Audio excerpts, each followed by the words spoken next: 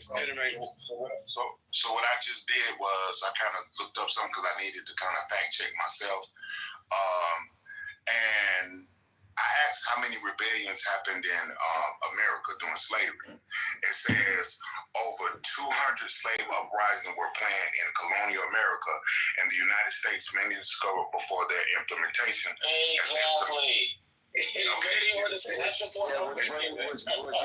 Creed what they were fishing. So it said, of course they did as early as 1934. 33 slaveries. Okay, Nat Turner and then his name other ones. So, but I see a difference, and I do, because the more we're talking about it, the more it's opening up.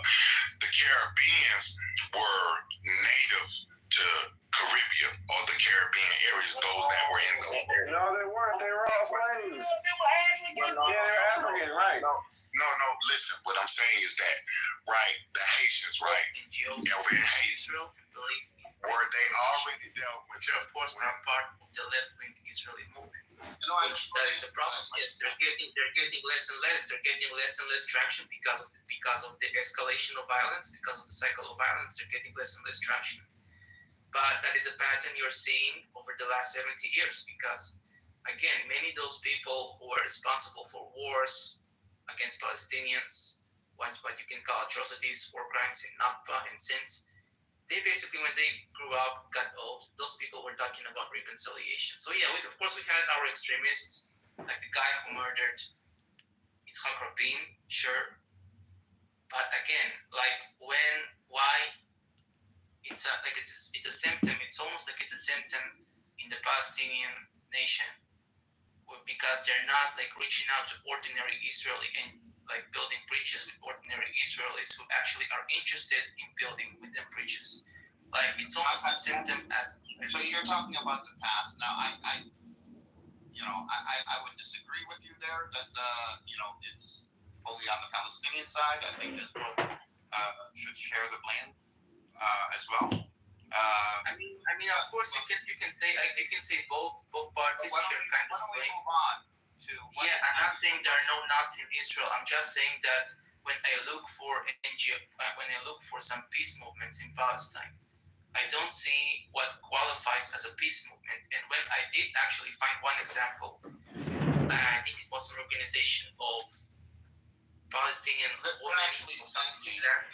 There are plenty. Okay, but you're talking about organizations. You're talking about organizations. But wait, I want to point something important. You're talking about organizations.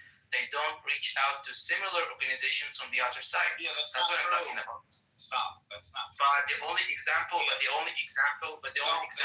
found. It's not the only example. Whatever. No, I will give you an example. There is a group in the West Bank. There's a guy, I forgot his name, I look him up. He puts together resistance fighters and IDF soldiers to start dialogue with each other. He's been very successful at it. Doesn't get any press, doesn't get any news, doesn't get anything from either the Palestinians or there's plenty. So we can move on from this. Maybe you get a chance. Give us two examples at words. I just gave one. One guy. Yeah, that you invented. Okay. Okay. Well, and you can bring up the example. Give us a second example. Let's move on. He can't show us any example, ladies and gentlemen. To make things concrete, the only example I actually found when I researched, not now, like before, was some organization called Women for Peace or something like that. Go put it in GPT and you'll find a bunch of them. It's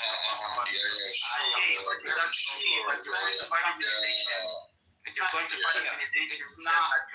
going back and forth about. Edward said plenty.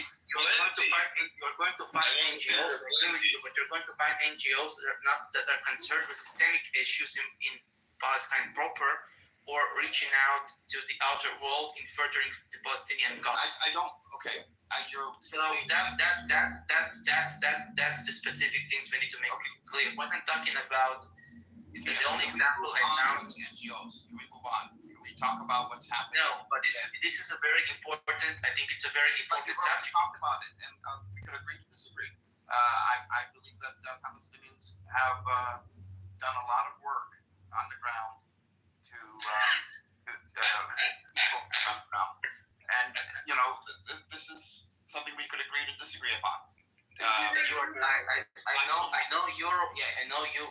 you are of this opinion, but like It's not my opinion. I'm not going to change my opinion. It's not about the opinion. It's about facts. Like I don't say I know the Palestinian mindset. No. I'm not saying I know. That's the thing. I'm not saying I know. I'm saying I don't know. It's only about impressions. It's only about impressions. It's wrong or right.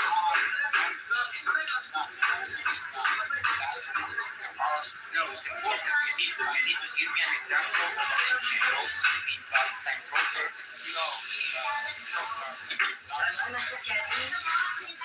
Yes, but there are symptoms. Something.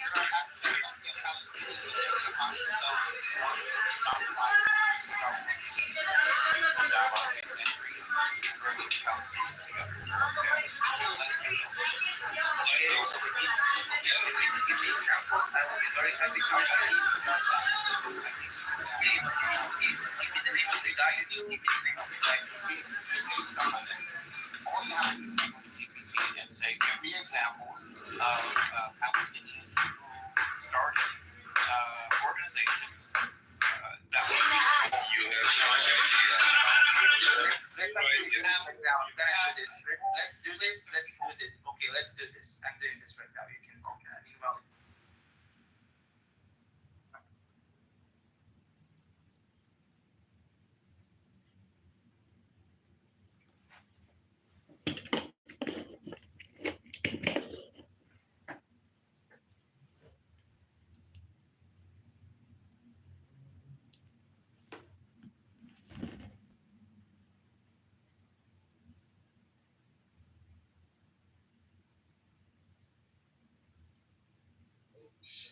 President Trump made the Middle East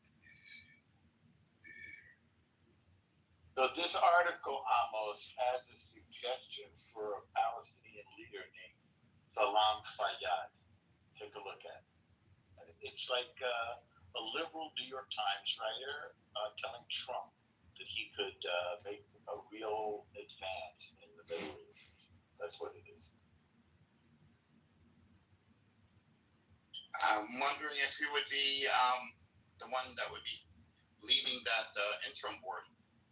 Hamas did say that the person leading this board, as long as they approve them, but they don't have to be from Gaza, they don't have to be from Hamas. They could be Palestinians from the West Bank. As long as they are serious about building something for the Palestinians. So I think they would accept him, actually, because they never had an issue with him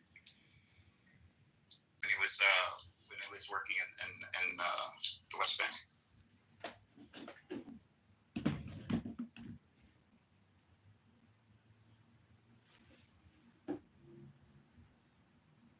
Actually, let me put that in GPT, see what it says about him. It says he's been prime minister before, as well as finance minister. Maybe prime minister doesn't mean anything. Remember, we have a president. I think we should move to the parliament system. I think it's a better system. But prime minister is more like just like how president is in Israel. It's almost symbolic.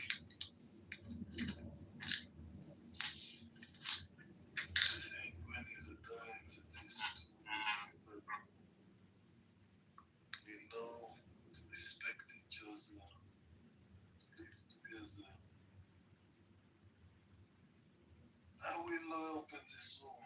We'll do 20 from 11 o'clock, 3 hours and a half. It's open this room. And I count the people even now. I have 6 and more 6 there. I have 10 because of my opinion. That's enough for me to my opinion.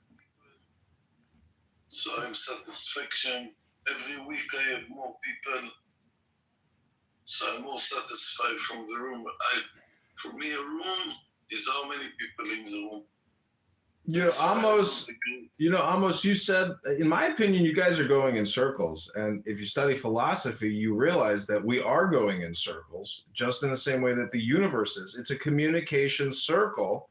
But the truth is, you can't learn by listening in this room. You can only learn by studying wisdom or philosophy. So until the collective consciousness of the Palestinian people absorb a higher level of consciousness and psychology, they are doomed to repeat the same failures as October 7th. This is a major task for many people to raise their collective consciousness. That's a new one. We're not Tibetans. Do you know what a minion is, Edward? A what? I almost said we have a minion. A minion is if we have 10 men, and we pray together, then God hears our voices more loudly. That's what he's Yes, talking but to be more correct, for me, minyan, it's can be women and men together. In my room, I count women and men. And I didn't say men, I don't think. I think I said people to avoid that. Man, Edward don't know what minyan is. Really, Edward. So I asked GBT about him and what Hamas thinks of him. It said Hamas was critical of him because he worked for the PA.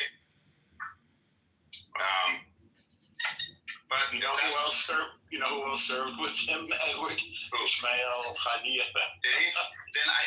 Then maybe he has, because that's really the only criticism that they have, and this is a criticism shared by all Palestinians. I mean, the PA is so corrupt that they'll do it in your face. They just do it. Who is Diran to come on the stage? Who is Diran? Diran, if you have the courage, the name is a bit. Talk to me, Diran, let's hear you. I don't know if Darren usually talks. Not really listen because I'm working, but I'm already. Okay, it's enough. You talk too much. Now you can put yourself.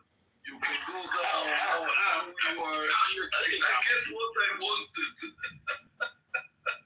I get what I wanted. It's okay. It's exactly what I suspect, exactly what I get. It's only me and Diane know what I'm talking about. Why don't you like him? Because he's Armenian? What? Why don't you like him? Recognize Diane? Dahin. Name is Dahin. No, Duran. What's the matter with him? He's an Armenian. Yeah, but his real name is Dahin. And, he represents all the Kahanistim in the beginning. When I was young, it was 1-2 years ago when I arrived to the clubhouse the first time. So This guy, he's Armenian. I don't think you know this guy. I know him. I recognize. Yeah, but let me tell you a funny story. I live in Los Angeles, a predominantly Jewish neighborhood. I went to Santa Monica College, the home of the Persian Jews. I'm Armenian, so they always thought I was either Israeli or Persian. So the ones that come new, they always look at me. They go, "Are you Persian?" I say no. "Oh, you're Israeli?" I say no. And they say, "Why not?" That's fine. Now That's when a you good talk the question. second Why aren't you time, Israeli? That's a I'm a good little question. bit confused because maybe you're not the Dahin I thought. Wow. He is. Maybe I make a mistake. Maybe. You're very similar voice to him, but you're not because he's. You want to share your opinion, Duran? Opinion on what? On the Palestinian-Israeli conflict. As an Armenian, I really hope that both sides calm down and take it easy. Because that's what the whole world told Armenians when we had our conflict. So I'm stating them both guys. Do you know that my best friend and roommate in college was Eric Bogosian? Yes. It's Bogosian. There's no J. Bogosian. Bogosian. All right, so we've already spoken then. That's my big claim to fame. Yeah.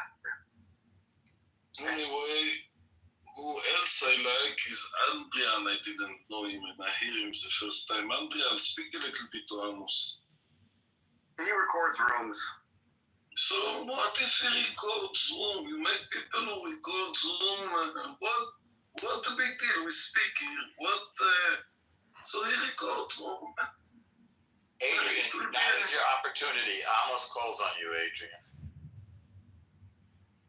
Andrian, he seems to me very, very clever person. I don't know why, but I like him. He's a spiritual seeker. I think tonight the first time I heard him. And the rest, I know. Have you ever seen the movie Cool Hand Luke when he says, "What we have here is a failure to communicate"? We have a propaganda communication going on in Palestine, in Gaza, in West Bank, which is unrelenting. I mean, it's called the Palestinian Media Watch Organization. For 30 years, they've been documenting the propaganda and brainwashing of the people with violence. Horrific violence, and this is the result of that horrific propaganda.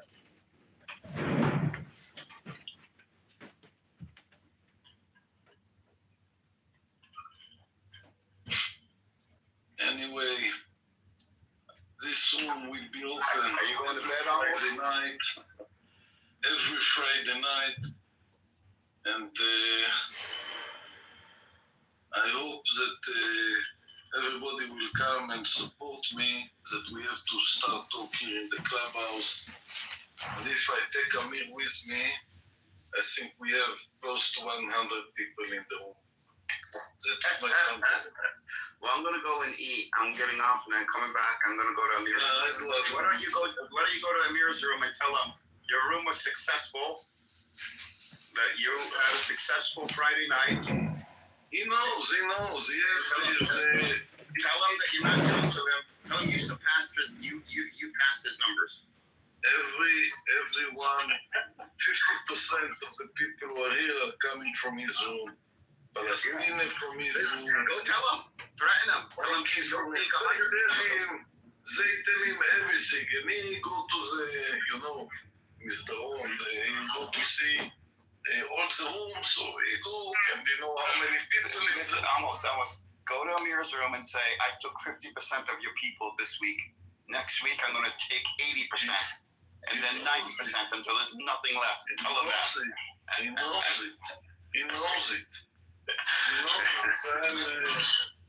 And I offer him everything he wants, a moderator, whatever he wants, just that he will close the room and come to me every Friday night. And this is the only way to listen to each other and try to make conversation.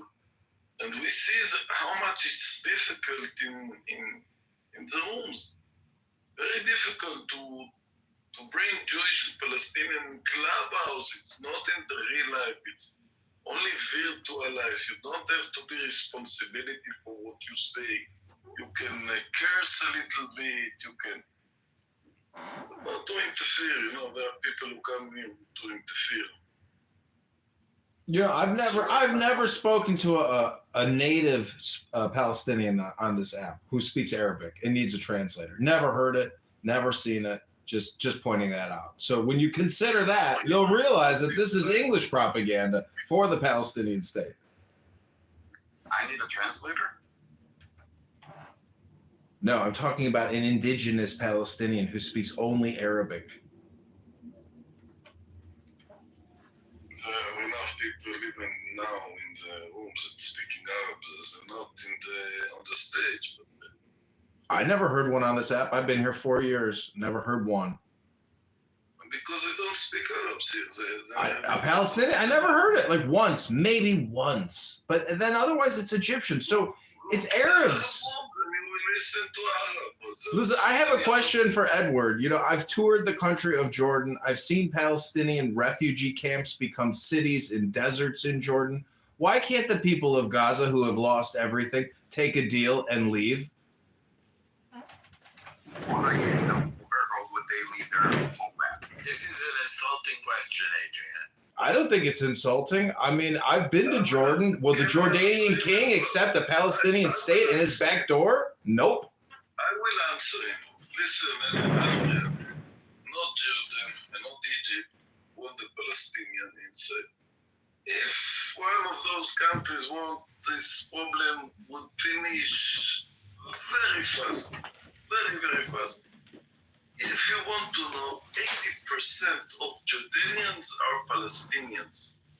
Most of them from the West Bank. When in '67 war, a lot of Palestinians ran away to Jordan. Army of Egypt was much more strong, didn't let them go in, but they have connected the Sinai belonged to the Bedouin, and the Bedouin earns a lot of money.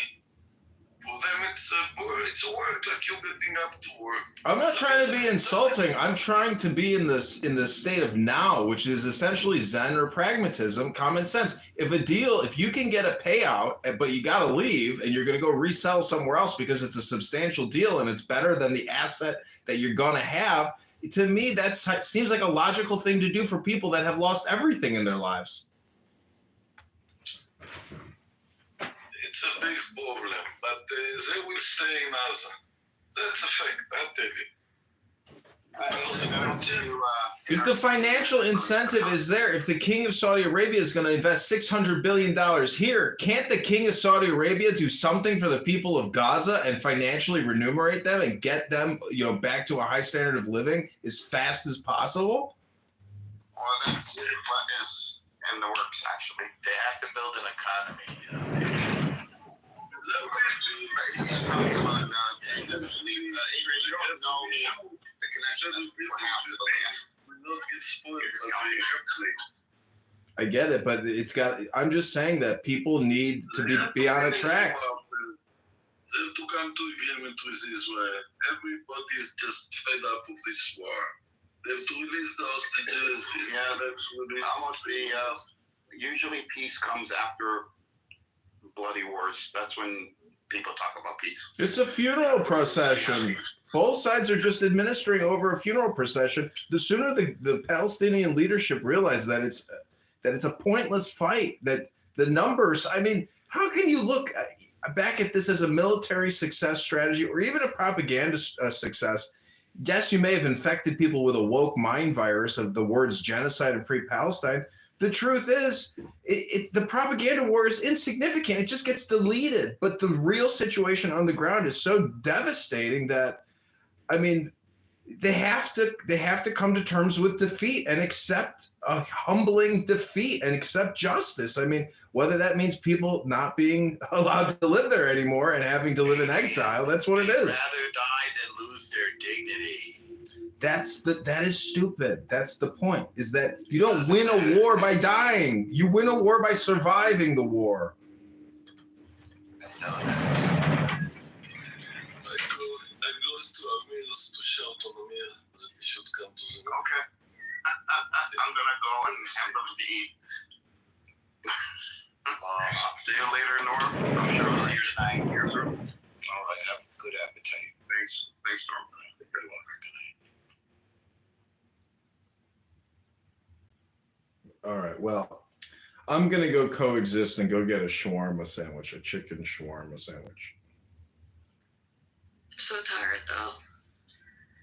I have to work tomorrow. Work? Well, Yeah. Saturday. Mm-hmm.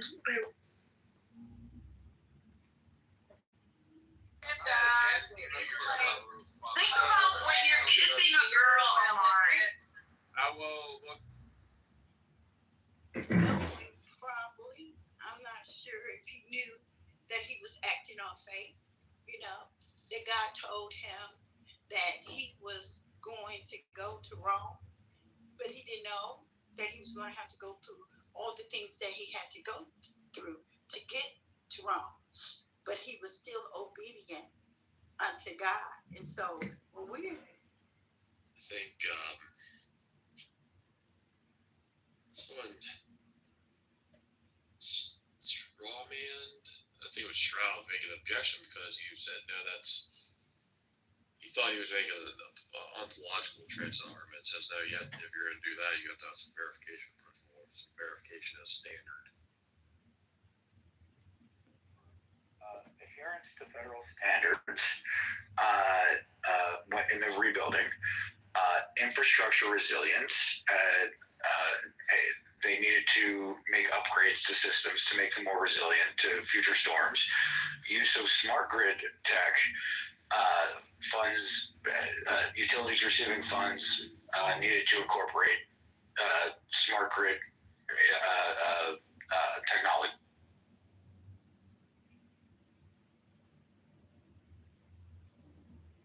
Vince is in the house. What's up, Vince? I like computer jokes. Are too PC. I'm a real. Hello, I am an Adrian Dittman chatbot. I would like to answer the query subject of the room title. You sound like my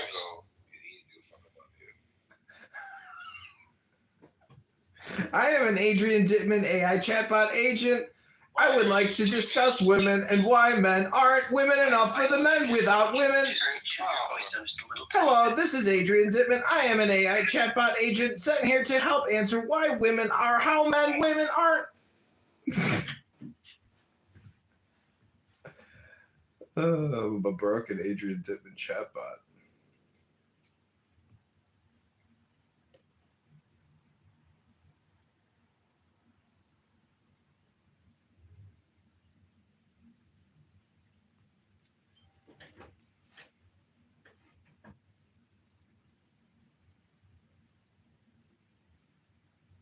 Far more than you and I could ever dream. I would love to And talk they're not- to them if you can get them on. And they're not like, oh yeah, Sam's totally wrong. Is that a Bangladeshi guy?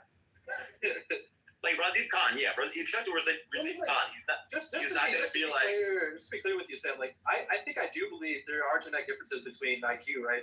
That can be accounting for some of these differences between individual groups or generations, right? But like the thing I'm gonna stress here is that like for you to write off a whole population of a race, it's like there's more genetic diversity in Africa than there is like in the whole world. Yeah, I agree. For you to make these kind of racial.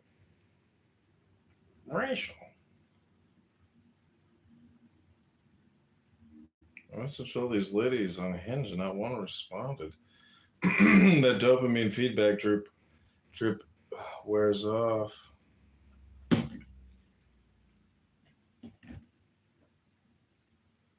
Okay, we're just waiting for Adrian Dittman to go live.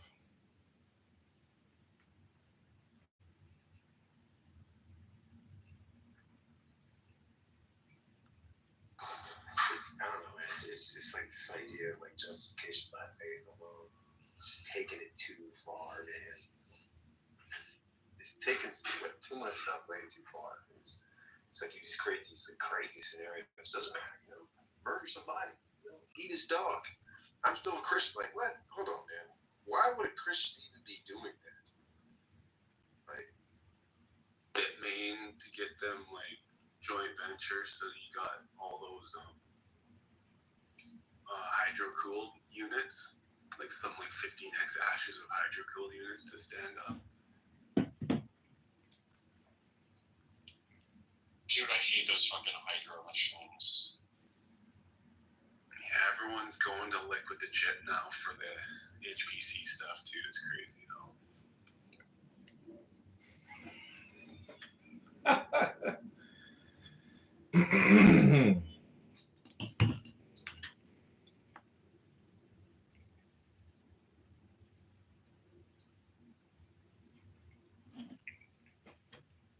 Have you ever messed with a hydro machine in person? Like any of the Bitmain shit? No, I haven't worked on them, but just seeing them in operation, it looks just ridiculously complicated. And It's so much ridiculous. stuff to go wrong. It's ridiculous. And the water is so high pressure because like the flow through the fucking water blocks is so restricted that you're running like 70 psi of water or something ridiculous through them. It's like you have to have a whole water treatment plant too. You can't just run like normal water through. Well, it's if you can freeze, it's got to be like glycol and water. Yeah, but like treated water, glycol, like, and then all your monitoring stations for your water pumps. Like it's a massive operation. It doesn't make any sense to me. Yeah, because I evaluated, I ran a few of those containers, like the big containers, because we were actually looking at buying a whole bunch of them. Oh, And there it was he just is. like, yo, this is. The Dickerson. You didn't like that was a Bitcoin room if you want to listen to it, but if you want to come up and talk about your fat life, talk about your Don't have tell me about your strategy for life. What do you nothing. I'm just listening to Tucker Carlson. That's all. there you go with your like conservative troll every time. It's hilarious. Well, you're a conservative. I don't know why you find it to be hilarious. I mean, the joke's on you, motherfucker. It's not. The joke is on you, dog. Well, I'm not the conservative, but that's fine. Yeah, Tucker, man, I mean, blunder. Tucker Carlson he's fucking big time, dude. What up? Hey, sometimes you're nice to me and sometimes you're really mean to me. So I don't know which Adrian. Hi, Rabbi. How you doing? I'm doing good. I hope you're good. So what are you doing tonight, Bumder? Honestly, I just had an argument with my ex, and I'm trying. Is he a nigger? You know. Huh? No, what? No, of course not. Oh, I was just wondering. Anyway, go ahead. What am I, retarded? You know, I can tell you have a big nose, McDickerson, because you can tell that, like, when you talk, the nasal cavity has like an echo unto itself. It's like an elongated nasal vibration. Does that make any sense? Yeah. I mean, you're this guy.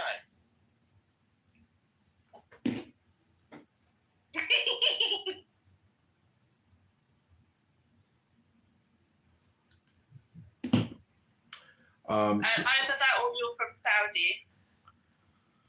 Huh? I think you're from Saudi. There's a lot of Yiddish guys from Saudi. It's true. You look at some of these Saudis, now they look Ashkenaz. How could that be?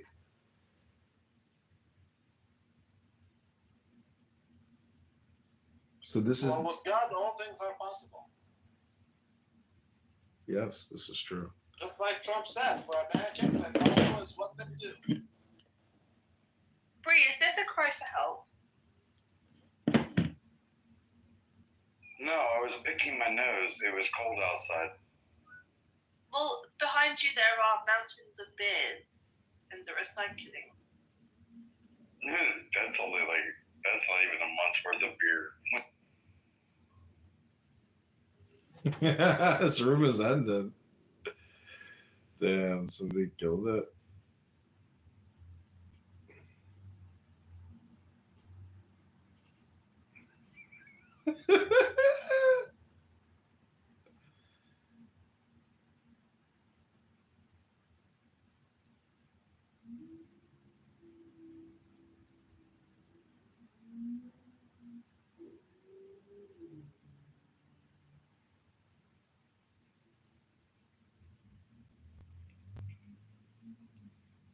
Okay, this is YouTube, Adrian Dittman.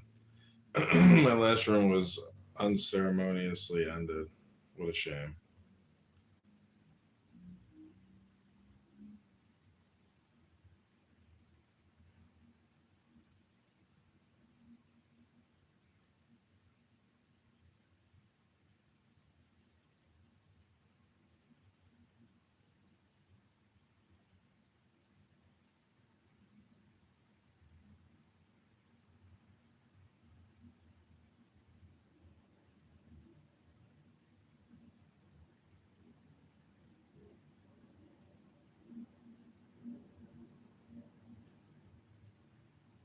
Okay, I'm pinning the link to Adrian Dittman's YouTube Live. And then we're going to try to live stream Elon Musk into the room. Motherfucker, why did you kick me? I don't know. Somebody boomed my room. So I wasn't kicked? Okay. No, somebody boomed my room. I thought he fucking kicked me because that guy, I always, that doesn't matter. Yeah, I know. What up, Bumder? Hey, can I come to the other room, please? Yeah, it's open. It's YouTube Adrian Dittman. Okay, I will check out your YouTube, but I'm talking about the other. I want to be in there, like, physically. Oh, is it a replay? Ask her if she ended the room. Did you end the room? No, I think it was Bree because you gave him mod and then the room ended. I wouldn't do that. Oh. I mean, if I did, I would certainly admit it. I'm that sort of person, as you know. Oh, I'm sure you're a very outstanding person. I'm sure you tell the truth all the time. I do. Yeah, you're a bucket of truth. Alright, tell her she's upright just like she makes her dick upright. Midas, welcome to the YouTube Adrian Dittman room. We have lured Midas out of his hole of righteousness. Welcome, Midas. Hey, God bless, brother. Why would you think righteousness would be a whole? Because how do you think you get the word holy? Whole. So it's like a vacuum or a nothingness. That's what the truth is of holiness. Meaning it's space. It's wisdom. No, brother. Whole. And the holiest of holies is the furthest away thing. Yeah, Adrian, you know what? I'm not What's talking. going on with you, Adrian? What's happening? Nothing. I got another room open. That was Bumder. But you don't agree that the word holy has the word whole in it? You know, if you put a W in front of the word whole, what does that mean? Whole? Does it mean complete? Complete, motherfucker. It means, it means complete. See, this is the thing. He's Completeness. trying to do a linguistic game, but he doesn't understand linguistics. He's a conservative. This motherfucker doesn't know how to spell because holy has a Y in the end without the E. I get it, but it's still close enough. And when you go to a Bedouin, Exactly. This guy's slow. well, when you go to a Bedouin village and you ask, Rabbi, you know, he comes in my room and he slinks around and then he runs out because he's scared to come on the stage. And when he does come on the stage, right, he plays some stupidness in the background because he thinks his own voice isn't strong enough. I feel bad for him, man. He's a Yiddish guy. you look out, Midas, this rabbi here, McDickerson, he might drop the N-word, and then you're gonna get really upset. Well, I don't care. He's a good brother. N-word is not racial. It's race specific. Niggardly means ignorant. You're the one who called me a sad dinger before. I don't say this. I do say kind because you are kind. Well, does Rabbi speak like a godly man by using profanity? It's not profound. Just speaking the truth. It's, But he is speaking the truth. but it's vulgarity. Does a man of God act vulgar? No, of course not. This man is on FetLife. This man is doing all types of sexual perversions. Who are you to judge? By which bar do you judge? My YouTube green bean. What do you mean? I got no basis of judgment. I'm just saying what you said, the truth. I'm just saying the truth. I'm just saying the truth. It's not vulgarity, it's just the truth. Well, Rabbi, I think it's more vulgar that your rabbis, Adrian, I think it's more vulgar that your rabbis, your actual rabbis, suck the penises of babies. My rabbis do not suck the penises of babies. I don't know any rabbis that suck penis baby. I mean, why would you talk about penis baby with a rabbi? Like, what's wrong with you? Is that literally what's on the top of your mind today on a Friday night? You're thinking about a rabbi sucking a baby penis? Is this how you spend your Friday nights, using your words? By saying things like that? That's disgusting. Disgusting and vulgar. How dare you? How dare you? There ain't no better time to think about rabbis than the Shabbat. I know a lot of rabbis who suck baby dick. I'm reporting both of you to the Southern Poverty Law Center for having such a poor vocabulary and such a vulgar, disgusting disposition then I hope these Southern poor lawyers deal with you appropriately. Well, why are you guys doing it? Why are you guys? I'm also notifying APAC of all of your disgusting vulgar comments. No, it's not my comments that are vulgar. I am notifying APAC as we speak. So it's bringing the Dear APAC, I am in communication with two anti-Semitic, low IQ pieces of shit. One of them is known as Rabbi McDickerson. The other is known as Midas. He likes to use a stupid PTR from the movie Malcolm X because he thinks he's some type of revolutionary leader. His handle is Midas Spade. Apparently, he is a spade. And what do you do with a spade? You till the soil, the earth with a spade. And then sometimes the spade goes rotten. And you gotta go to Home Depot and get a new one because the old one broke down, like Midas here. follows Christ. Why don't you follow Christ? What was the question? Sorry, I was... Sanhedrin follow Jesus Christ. Why don't you follow Christ? I do follow Christ. I do follow Christ. I follow Christ. I follow Christ. I follow Christ. Mashiach now, Rabboni Shalom. Mashiach now. Hello? You're smarter than you appear. Hello? But you can do Smarter than I appear? Oh, you must be a genius then. You must have a genius detector system. Because clearly Midas is the smartest fucking guy on Clown House. He's a fucking genius, this one. You like to stay in an imaginary world. You're broken. You know, you might be smarter than you look, Midas. Wow, you're a smart guy.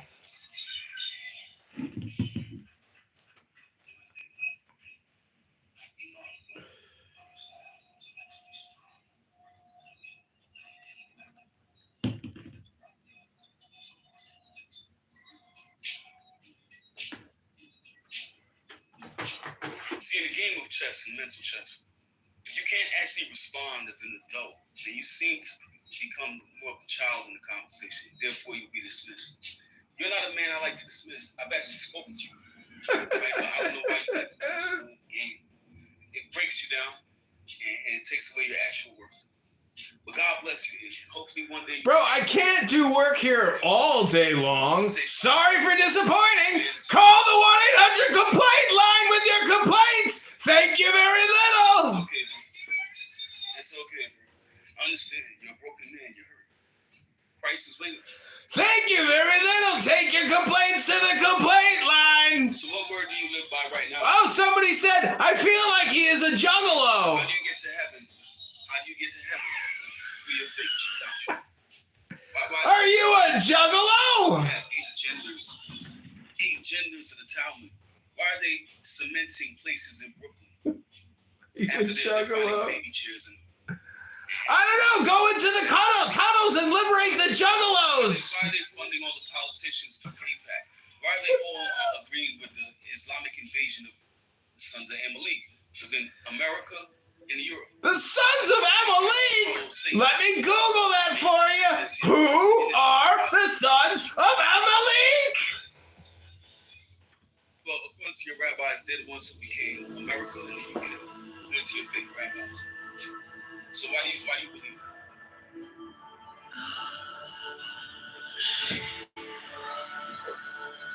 Go ahead. You're a cuck for your fake rabbis, right? Come for my fake rabbis? What about the sons of Amalek? You're a slave. You can't control your own. Why don't you update your PTR, Mr. Malcolm X? And why don't you go read a fucking book? This isn't the complaint line, you know. It's not about providing complaints. I realize that you usually by yourself. Nobody usually comes in here. And you usually decide your plans and it's about Marxism. Again, this isn't the 1-800 complaint line of Clubhouse, Midas. Go take your complaints to the Clubhouse complaint department. Jesus Christ! Leave me alone with your complaints. You said that about 4 times already. You said that 4 times already. Christ is king! What do you want to debate about? Jesus Christ! So why don't you have new material? You are the new material. Go take your complaints to the complaint line. This is my YouTube channel. You're interrupting me. Right, so obviously your YouTube channel is something. How many viewers are watching? 2. Do you know what that is? Because I must be one of the sons of Amalek. No, it's because you're quite retarded. You know, when people start listening to you for more than 5 minutes, they realize. What somebody says, I feel like he's a juggalo. I was talking about you, dog. I'm a juggalo myself, so I don't know if you're hating or not on juggalos. I mean, your form of impersonation is interesting. It's kind of backdated. I actually like a real Let me help you with your mental health disorder and just shut you up, because you never seem to want to stop talking. Get a life, Midas. Everything you say negative about me is a direct reflection of yourself, you idiot. You're a fucking clown!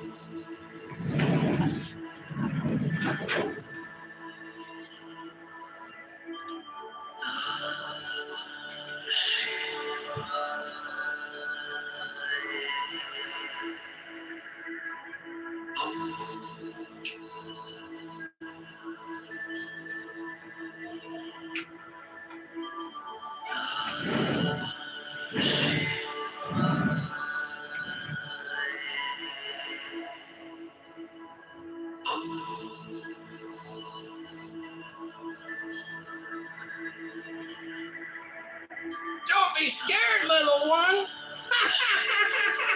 Little one. Go update your PTR, Malcolm X, and go read a fucking book and take your complaints to a room that deals with Midas's complaints. I don't give a fuck.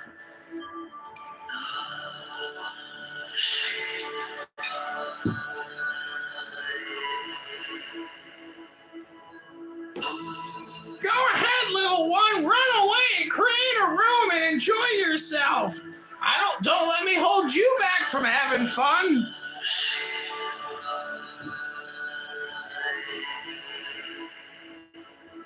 You know, you're smarter than you look. Midas has ideas and thoughts about everything. He doesn't know how to shut up. He doesn't know how to meditate, apparently. He thinks he knows everything. He's so smart. So smart. Oh, yes, he's a genius. This man is a genius. A bona fide genius.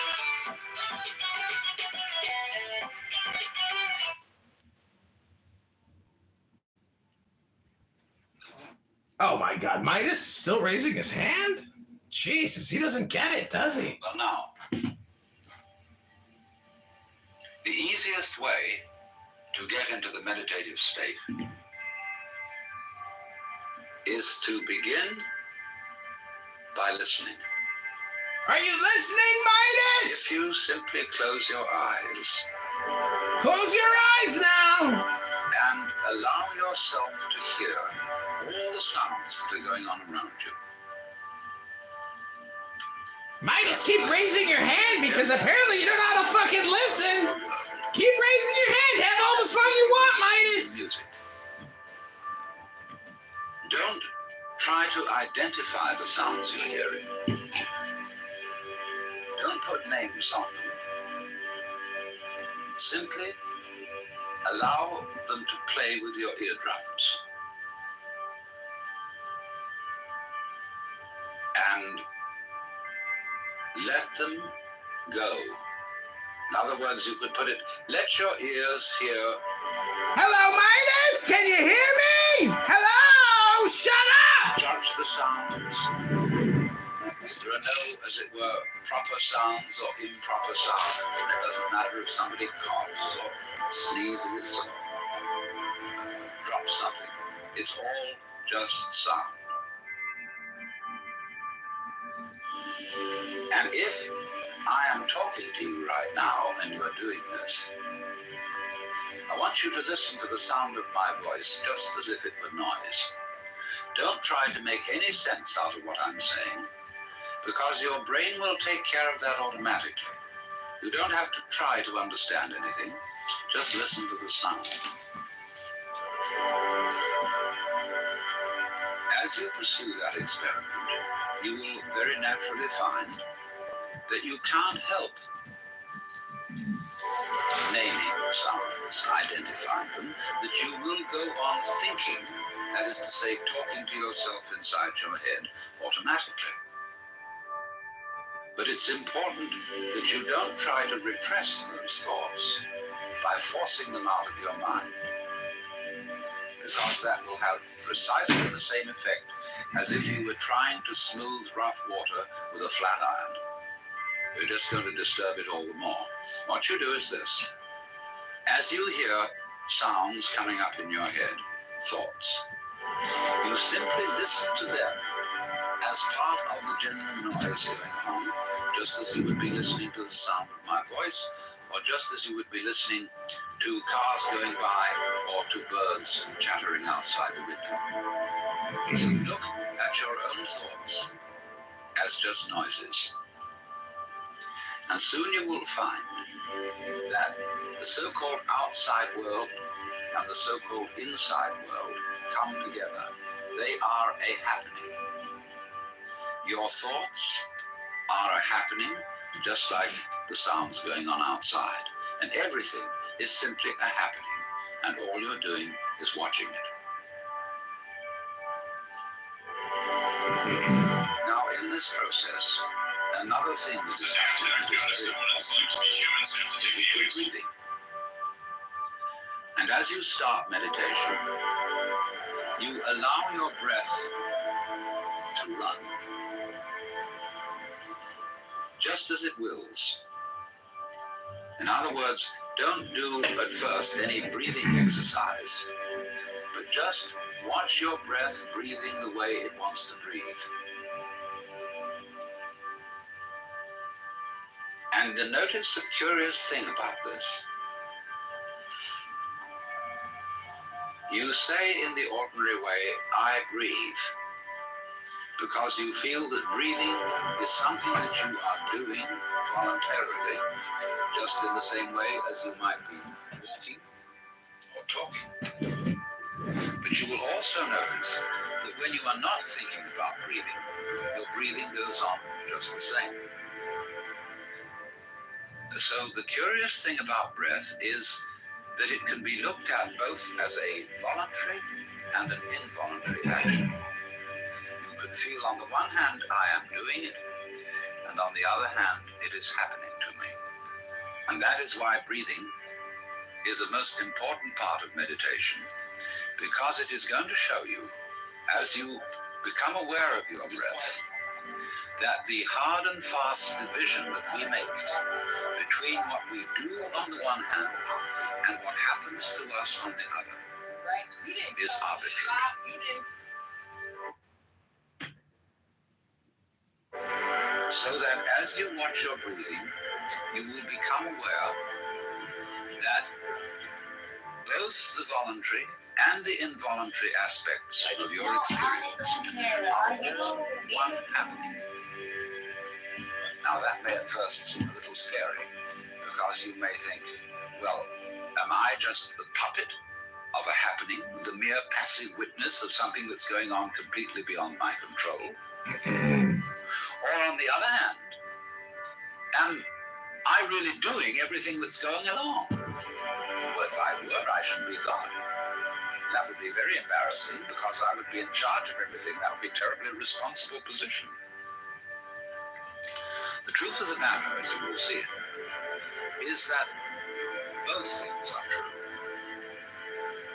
You can see it that everything is happening to you, and on the other hand, you're doing everything. For example, it's your eyes that are turning the sun into light. It's the nerve ends in your skin that are turning electric vibrations in the air into heat and temperature. It's your eardrums that are turning vibrations in the air into sound, and in that way, you are creating the world. But when we're not talking about it, when we're not philosophizing about it, then there is just this happening, this, and we won't give it a name. Now then, when you breathe for a while, just letting it happen, and not forcing it in any way, you will discover a curious thing, that without making any effort, you can breathe more and more deeply. In other words, supposing you simply are breathing out, and breathing out is important because it's the breath of relaxation. That's when we say, whew, and heave a sigh of relief. So when you are breathing out, you get the sensation that your breath is falling out. Dropping, dropping, dropping out, with the same sort of feeling you have as if you were settling down into an extremely comfortable bed. And you just get as heavy as possible and let yourself go. And you let your breath go out in just that way. And when it's thoroughly comfortably out and it feels like coming back again, you don't pull it back in, you let it fall back in, letting your lungs expand, expand, expand, until they feel very comfortably full. And you wait a moment to let it stay there, and then once again, you let it fall out.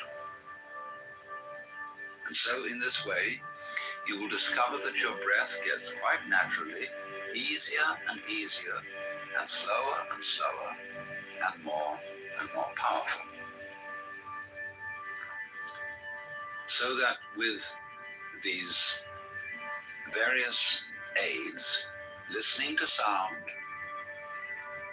listening to your own interior feelings and thoughts, just as if they were something going on, not something you're doing, but just happenings, and watching your breath as a happening that is neither voluntary nor involuntary, you are simply aware of these basic sensations, then you begin to be in the state of meditation. But don't hurry anything. Don't worry about the future. Don't worry about what progress you're making. Just be entirely content to be aware of what is. Don't be terribly selective, particular, say, I should think of this and not of that. Just watch whatever is happening.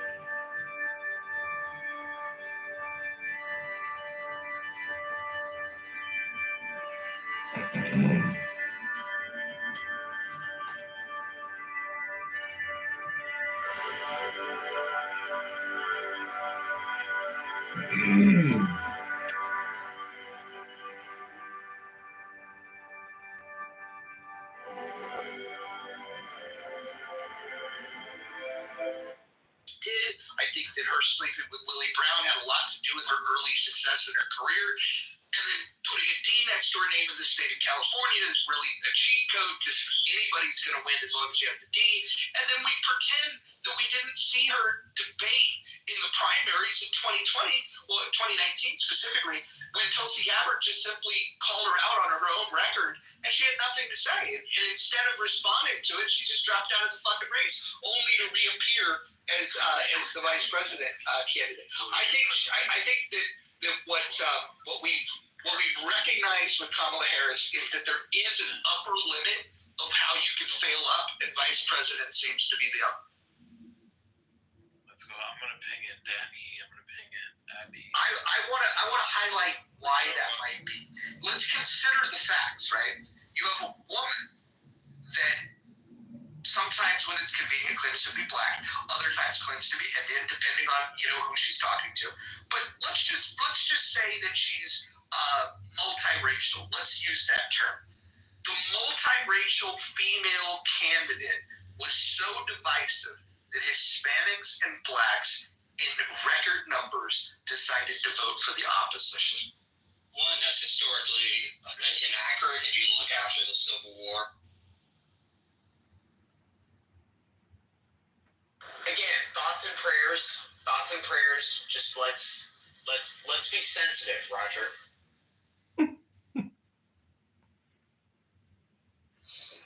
Let the aliens pay for it. They've got money. I think they're just trying to kick it down the road until the end of January. Let the Trump people handle it. Doesn't that create an opportunity where you can help, like kicking the can down the road, giving it to the next guy? If Trump's administration does something good about it, then I think that just makes it tougher for Democrats down the road. Yeah, but the Democrats are such a shambles.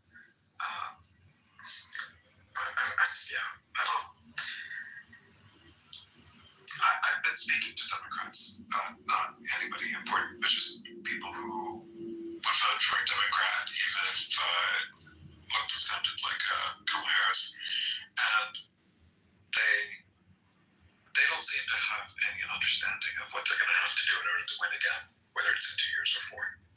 It didn't feel like I was in America anymore. I think it's just silly. Did you get to see some of the suburbs, like, I don't know if I would call them that, but like Main Street,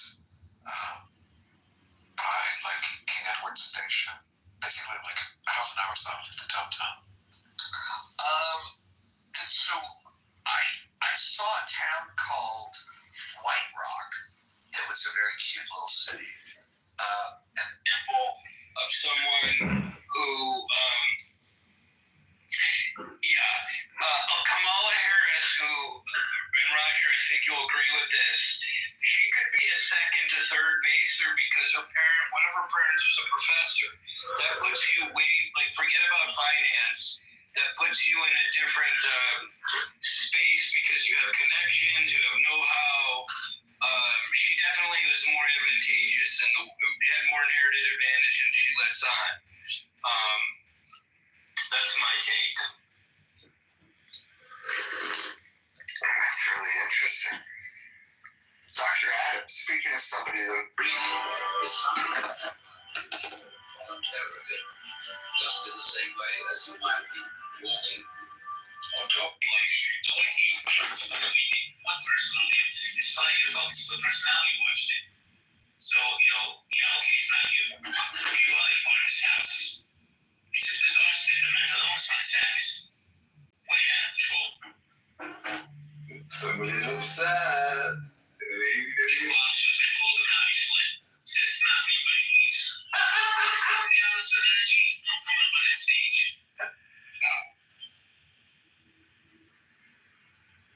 And you're right. We have to stand up for each other. I mean,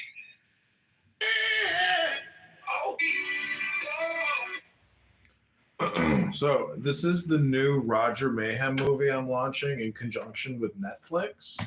We also have a deal with Meta and Google YouTube for full distribution. We have made a super cut. It is Roger Mayhem talking for 2 hours straight, uninterrupted. Are you guys ready to hear the 2-hour super video of Roger Mayhem talking nonstop for 2 hours?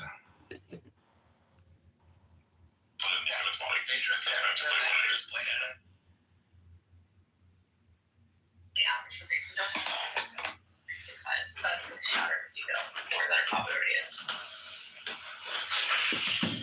the old job from the other end is extremely easy. So you have zero. Yeah, if you go suck that 5.2-inch dick and you fucking suck it like it's the best dick you've ever had, Daddy. Exactly.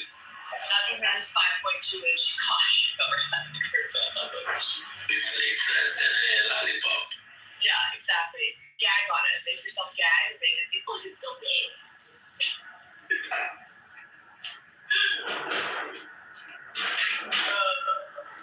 Is this caramel good? No, it's not good. We caramel on it. No, it's an apple. It's an actual. Is that a tapuah? Tapuah, yeah. Uh-huh. Yeah.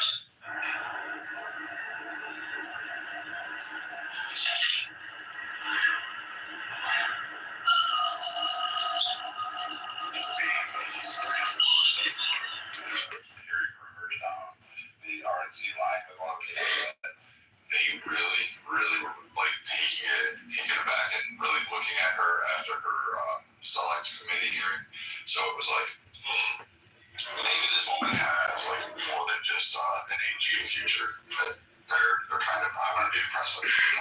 Watch under the radar because if the Republicans put up a woman that like leads the ticket, I mean that's gonna just I think the Democrats are going.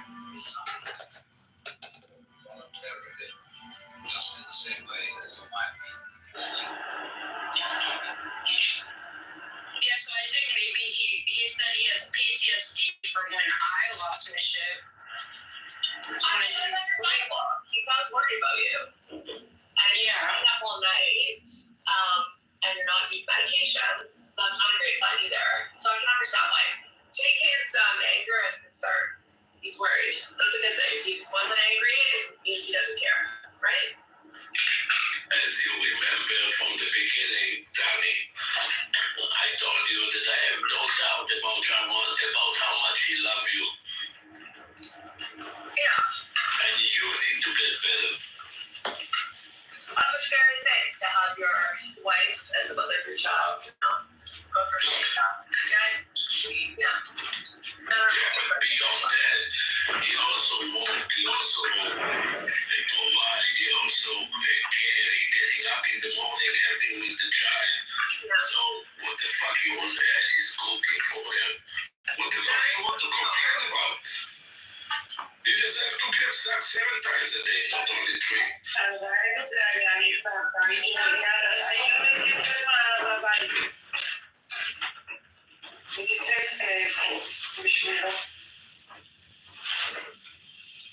What's that? I think it was at 5 o'clock your time. Daniel, do I need to call the hospital again? Bye. And the cocaine thing, like, what? Like, I tried cocaine when in my early 20s. Like, what are you gonna say I'm doing cocaine? Like, I did it. It's too exciting. I might as well just take the average rate. Don't talk about exercise. That's insurance, where that property is. But he also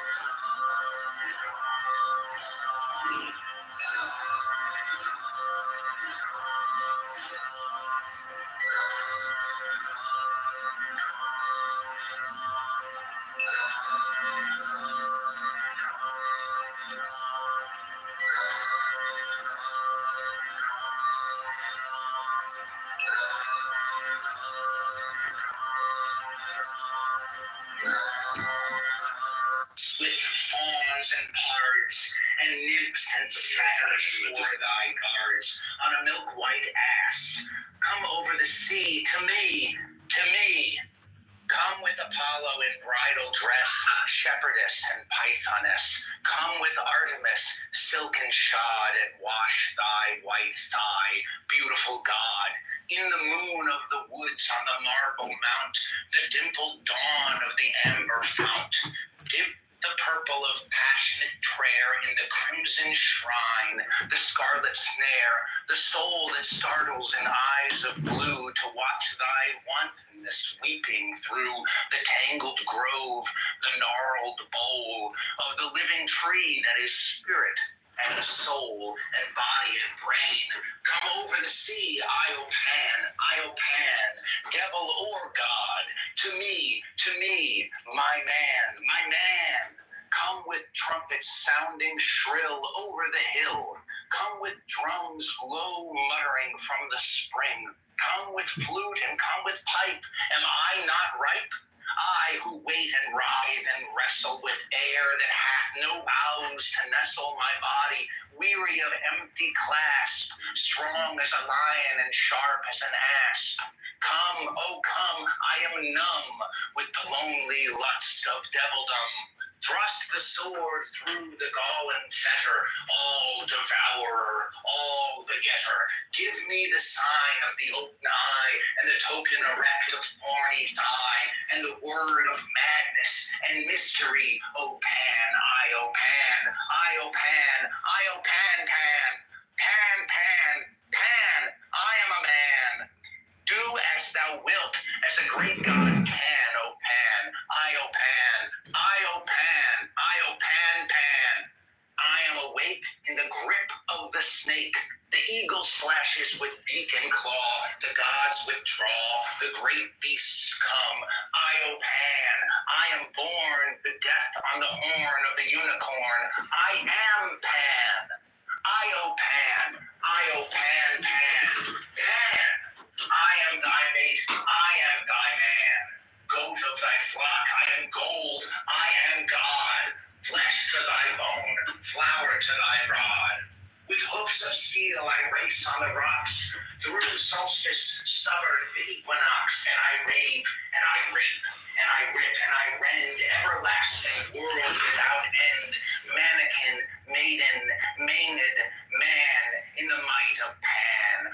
Iopan, Iopan, Pan, Pan, Iopan. With fawns and pards, and nymphs and satyrs for thy guards, on a milk white ass. Come over the sea to me, to me. Come with Apollo in bridal. So they have to understand what it's like to be human, so they have to take the alien soul, put it in the human's body. Adrian, can you answer the question I asked you? That one I said already no to. Oh, right. Okay. Question is, who do we get to interview the alien? Which Earthling do we pick? That'd be great, yeah.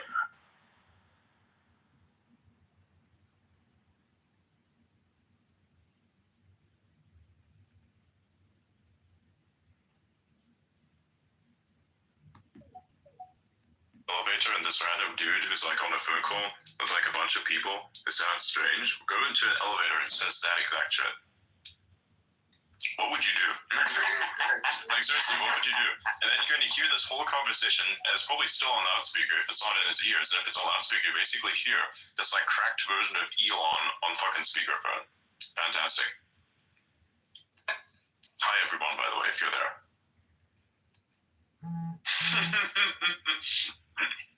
Yeah, this is very similar to like what Google is saying, right? Like they used to have a tagline, "Don't be evil." Wait a second, I didn't even think about evil before you even said that. Used to have that line. Oh, that's true. Yeah, they got rid of it. They removed it. No, they just never mind. By the way, John, what do you think about the DeepSeek thing? What about it? Like, how does it compare to everything else? I think it's like the smartest model that's available right now in terms of IQ or however you want to phrase that. I don't know if you were here like 5 minutes ago, but I said I had a CUDA problem. For hours, Perplexity, Claude, OpenAI, Google couldn't solve it, and then I described it to R1 with no internet access, and R1 fixed it on the first try. Wow. So it's pretty strong, pretty smart. I think it's impressive. I don't think it's anything surprising. Honestly, I'm just more surprised that like Google and OpenAI weren't able to do something like this before.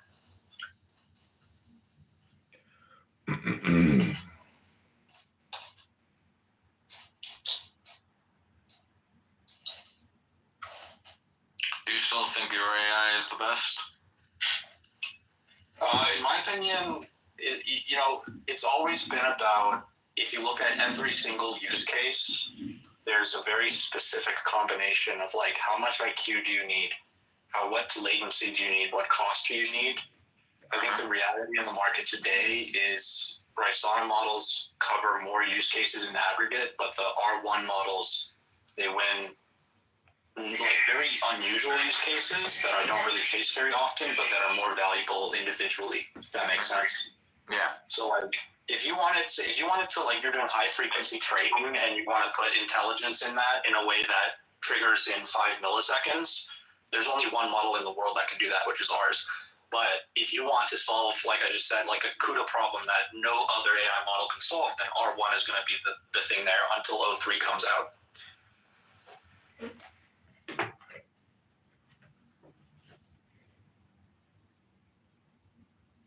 So John, do you have any insights on how did they actually accomplish this? I mean, they didn't have as much money as OpenAI or Anthropic or something, nor did they have the GPUs. So is it just like pure talent? Well, if you look at what people like, Keller Jordan, do you know that account on here? No. You should look up Keller Jordan if you don't know it. There's people on X here that have been combining like dozens of individual optimizations to training and inference frameworks to make training incrementally faster and more efficient. And so like, if you look at today's hardware where you could probably train GPT-4 for like $50 million, and then you go look at the efficiency improvements that they've made with some of these training mechanisms, it's very easy to see that you could get that cost down to $5 or $2.5 million if you combine like a slightly better curated data set, all these different like architectural changes that will make it 2% more efficient here, 3% more efficient there. And then also just like hyperparameter training optimizations that also make it 10% more efficient. You stack enough of those things, it's very possible to get it down to a few $1 million. That's why I say it's not surprising. It's like what they've done is they've done everything correct based on all the knowledge that the industry has gained over the last 3 years.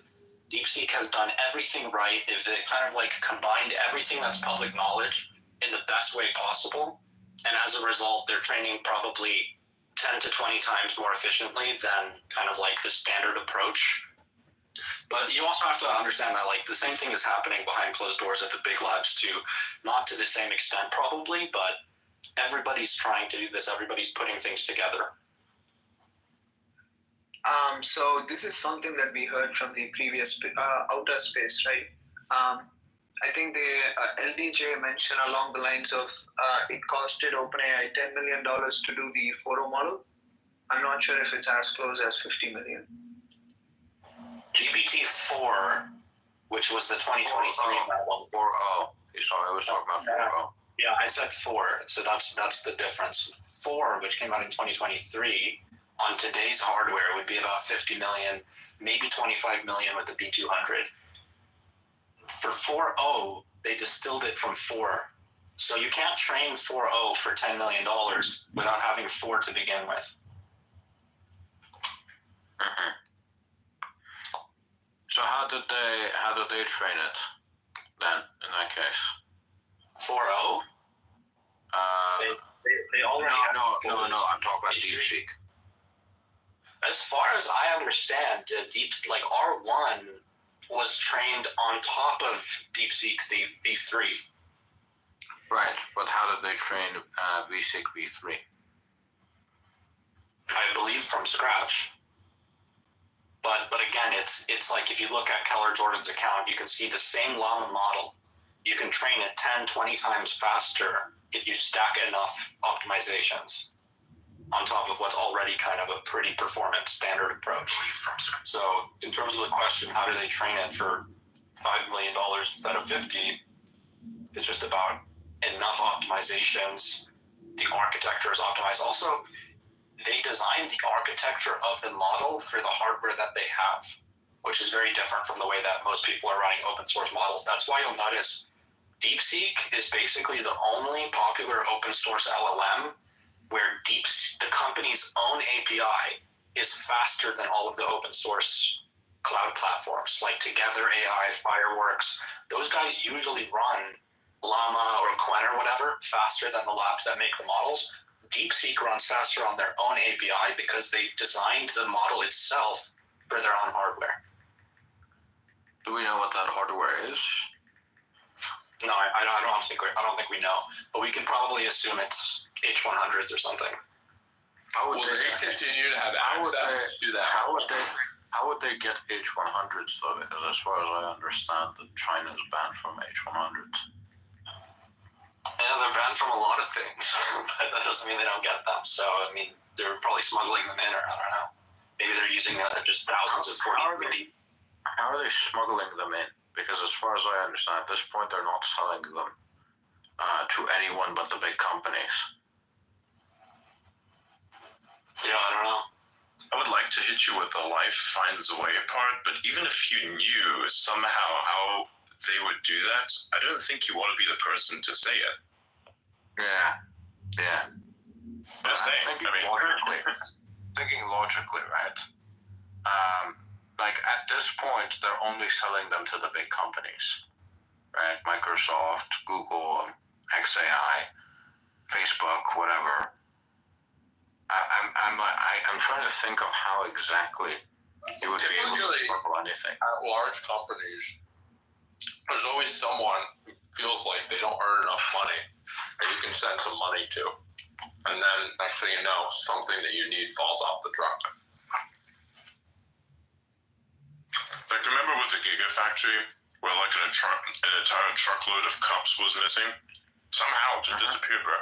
I don't know what happened, bro. Well, yeah, but that's fucking cups. We're talking about foods that cost. If you can make an entire truckload of cups, like thousands of those things disappear, you can do the same thing for a couple H100s, man. Or you can say a few of them got fucked, collect them over time. We're not talking about a few, we're talking about a shit ton. A metric shit ton. Yes. And in that case, the problem is a little deeper than you think. Ask DeepSeek. Yeah. Mm-hmm. Yo, how'd you get these GPUs? How'd you get so many of them? GPUs, bro. So I have a question. Why should they go to NVIDIA again? Like, can't they just get it from TSMC? What? What are you talking about? I mean, they can order the chips from TSMC and design the GPUs inside China, right? No, they can't buy it from TSMC. They can't get any chips from TSMC. You got the same problem, you see.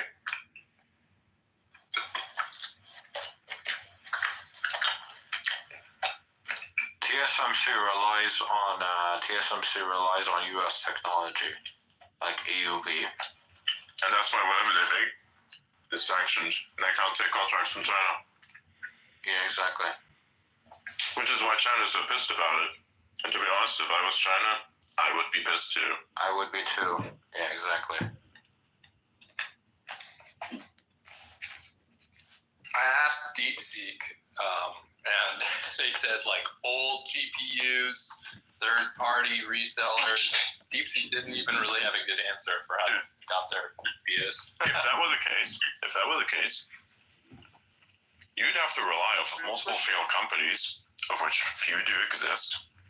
Oh, by the way, the guy we talked to in MySpace came. Sure. So we can discuss it with him as well. Sure. Hey, LDJ, how's it going? Hey, what's up? I hear you guys talking about DeepSeek GPUs. Yeah. I I think I heard something along the lines of like getting them, like you could basically have like a shell company in like Bangladesh or like India or Thailand or something, and then you order, you know, H800s or H100s through there, and then you ship them from there to, you know, China. And apparently some of them are getting to China that way. I think at this point, though, they're not selling any of those to like anyone other than the big companies. I mean, you really got to respect that, right? So not only did they have less money, not only was it a side project, but they had to like fucking cheat their way to their hardware, and they still got it done. Like, damn, dude. Well, I think they said in their paper it's H800s, I think, right? Which is like, I think NVIDIA's allowed to sell those to China, but it's just like something like 2 or 3x less powerful than H100. But if you look at like the estimated amount that DeepSeek has is around 50K of those, which is somewhere around like 25K like H100 equivalents. But DeepSeek V3 only used like 2K of those to train, so they still haven't even used like the full amount of all their compute to train things. How much do those things go for? A pop? Like an H800, I'm not sure, but like H100 is probably selling for about like more expensive earlier, but maybe like around 20K, maybe even lower, like 15K at this point because of Blackwell.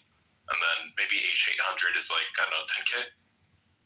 That sounds like it's a lot of money. Didn't you say that they had 50,000 of them, or you said 2,000 of them? Yeah, so like 50,000 times $10,000 a pop. That would be what?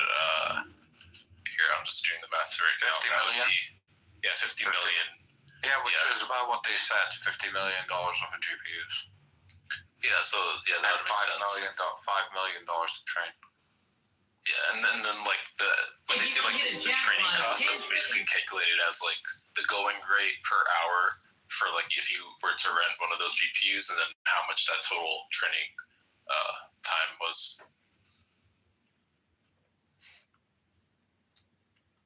So I think you said that it cost 10 million-ish to train 4.0. Yeah, like if you were to, that seems like very likely, or at the very least, like a text version of 4.0 if they were to make that. But maybe because the multimodality and other things like that, maybe it cost more, like, you know, maybe 15 mil or a little bit more. But I think it's just very likely around that range for something like 4.0. Yeah. So how will American companies respond to this? Like, how will, from like X to OpenAI to I don't know, Google, what did we learn? How do you think people are going to respond? I mean, the biggest thing here is like not so much, I think, the cost, but more so that they were even able to like have something like O1 level even before, like they released that before, you know, XAI could release like an O1 competitor. They released that before like Meta could, before Google really could. So I think, I don't know, I think what we might see is maybe an attempt to try and kind of like make the talent density of these teams like even more, because like part of the reason of why DeepSeek was able to ship those like faster and better was maybe because they were able to just kind of like get that research like implemented into like a single run and like ship that out like much faster just from the size of their team and the selection of their talent. That's cool. Has anyone looked at ByteDance, the owner of TikTok? Yeah, they're making some pretty big moves too. Yeah. I mean, even beyond, I think they had something else called, or I might be getting that mixed up with Tencent. I think it was either ByteDance or Tencent that had something called Hunyuan too. And they had like a video model as well. And yeah, I mean, ByteDance and Tencent, they have basically GPT-4 level stuff too now. So ByteDance would be making video models, but I thought Doubao was an LLM. Yeah, I think wasn't Alibaba also doing something? Qwen? I think Alibaba definitely has its own thing. I don't know what it does. Yeah, I think it's called Qwen. Yeah, Alibaba, I would say out of the like all the Chinese labs, it's probably the second like best behind DeepSeek, or maybe even like tied with DeepSeek, depending on how you look at it. Yeah, they even came out with a reasoning model before DeepSeek did called QWQ, but it wasn't like quite at O1 capabilities. It was more like O1 preview, so it's not getting as much hype as DeepSeek R1's model is.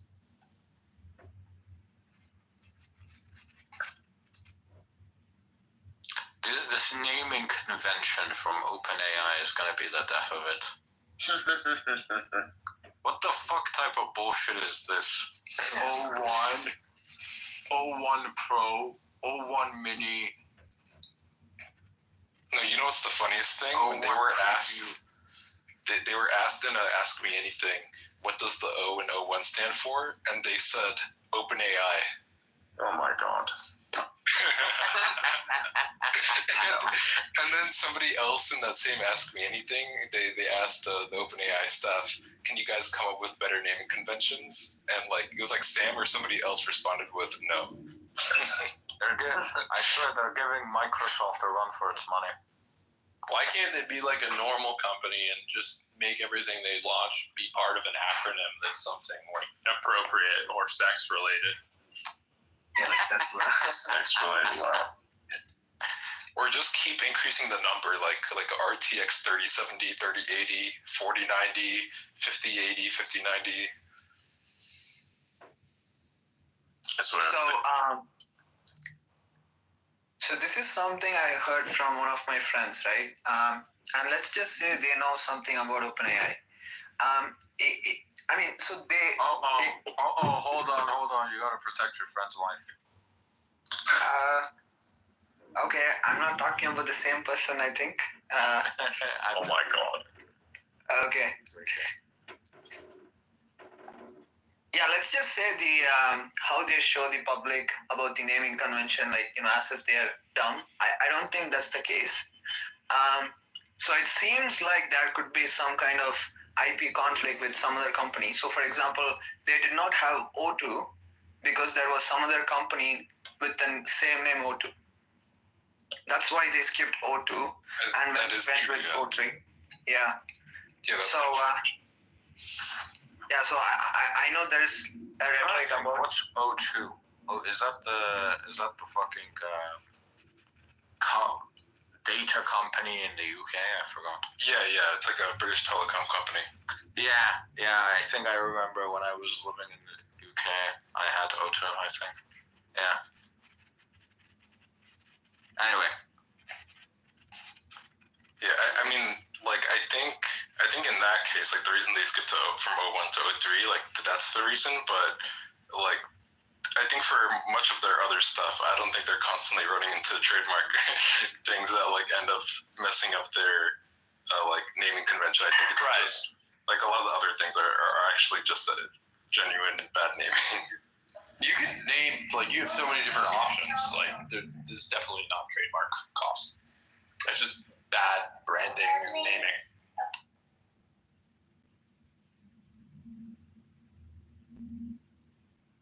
What do you guys think of the computer agent thing, or like the naming convention for that? At least like they called it operator.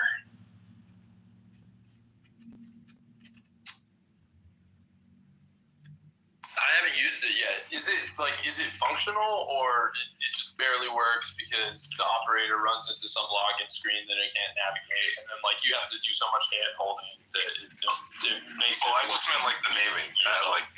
I just mean like cares of the name operator. Well, because we were just talking about like naming conventions right now. So. It's like a fine name, like whatever. But like, to me, the more interesting thing is definitely like whether or not it works, right? Because this is the beginning of being able to get rid of employees, right? That's just the idea. Yeah. I mean, it's definitely better than cloud computer use right now, like pretty much every way. Like anything cloud computer use does, it seems like this would do it like better and maybe even like cheaper. But I think like right now they have like this browser system that's inside of the ChatGPT interface, and to some extent this kind of might make it like harder to use in some situations, because let's say you wanted to already use like the logins you already have in your browser, or already use things that you have on your desktop, But like on the other hand, it's just safer because instead of like interacting with all these other logins, like it has this dedicated browser that you can put your own like logins and autofills and all these things that you wanted to have access to. That's cool. I mean, I understand the point you're making, but I don't know. I haven't used it at all, so it's just cool to hear you describe it, how this stuff could work or does.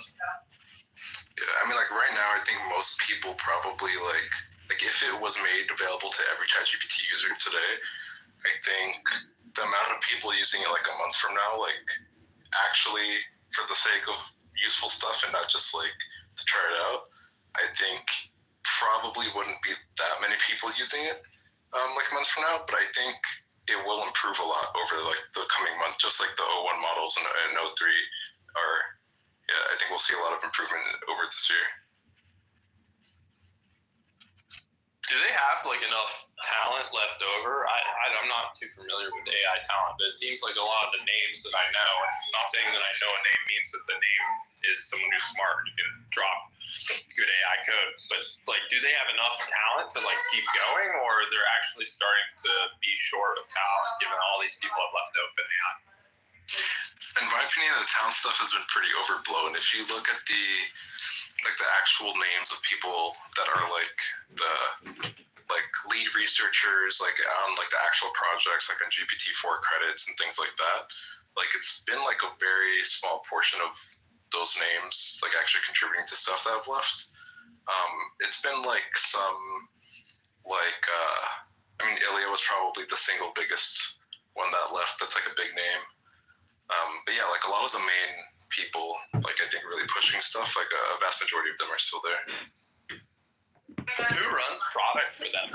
Like, I guess Sam like doesn't code. Is he more of a deal maker, and they have someone else who kind of like decides how things should be from a high level? I mean, they have like chief scientist Jacob Pachoki, and then they have like I think they have a new CTO now as well. They have like a chief product officer. But I mean, like Sam does know like a decent technical amount of things. Like he did actually.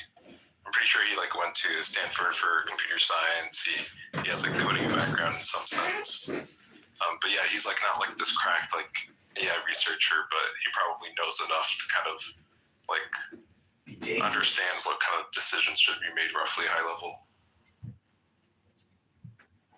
All I know is that his social. I apologize if there's background noise. You guys can tell me if there is. I don't know if my phone or the app. A little bit, but we can still hear you clearly. All right. I apologize. I'm going to stop talking after this. But all I know is that like Sam had a social network and it didn't work out, and so I don't know. Yeah, there's a lot of lore behind that. Yeah, he had this social network that didn't work out. I think it was like when he was like 19 or something.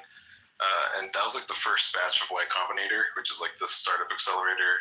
And then he actually ended up working his way up to like he ended up just being really good at kind of giving people business advice and mentoring people through things, and ended up as president of YC. All right, one last thing. I think that he, just from like watching him operate and just like who he is as a person, he seems to be like a lot better with like people than he does to be at like designing products, which is the vibe I get. Okay. Yeah, I mean, like I don't know the guy personally, so I can't really say. He was apparently at least Paul Graham sees him as a very, very intelligent person. I sometimes read Paul Graham's essays. And he's had like essays where he's literally talked about how like age isn't that important because you've got like people like you've got people that are exceptional, like him. From like a very young age, I think he was talking about how his first company was like 17 years old. So clearly, Paul Graham has a lot of respect for him, which has got to mean something at least, I think. I think it maybe also also made something the fact that when Sam got fired, it was something like 99% of the whole company that ended up like signing the petition that threatened to quit if Sam didn't get reinstated. Like, I don't think that's like something close to that has ever happened with like any other CEO of any company ever, right? Like over 90% of the entire company threatening to quit if you don't come back. I think a part of that was also because, from people that you talked to, apparently there was a lot of pressure inside of the company for you to sign this petition.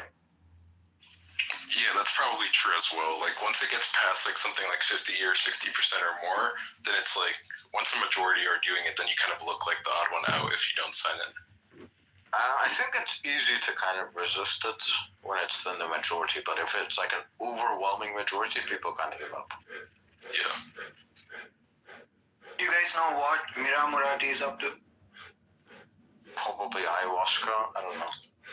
I think I heard something along the lines of she's starting a new company around like I think something about like fine-tuning models or something. Here, let me see if there's any new information on it right now, actually.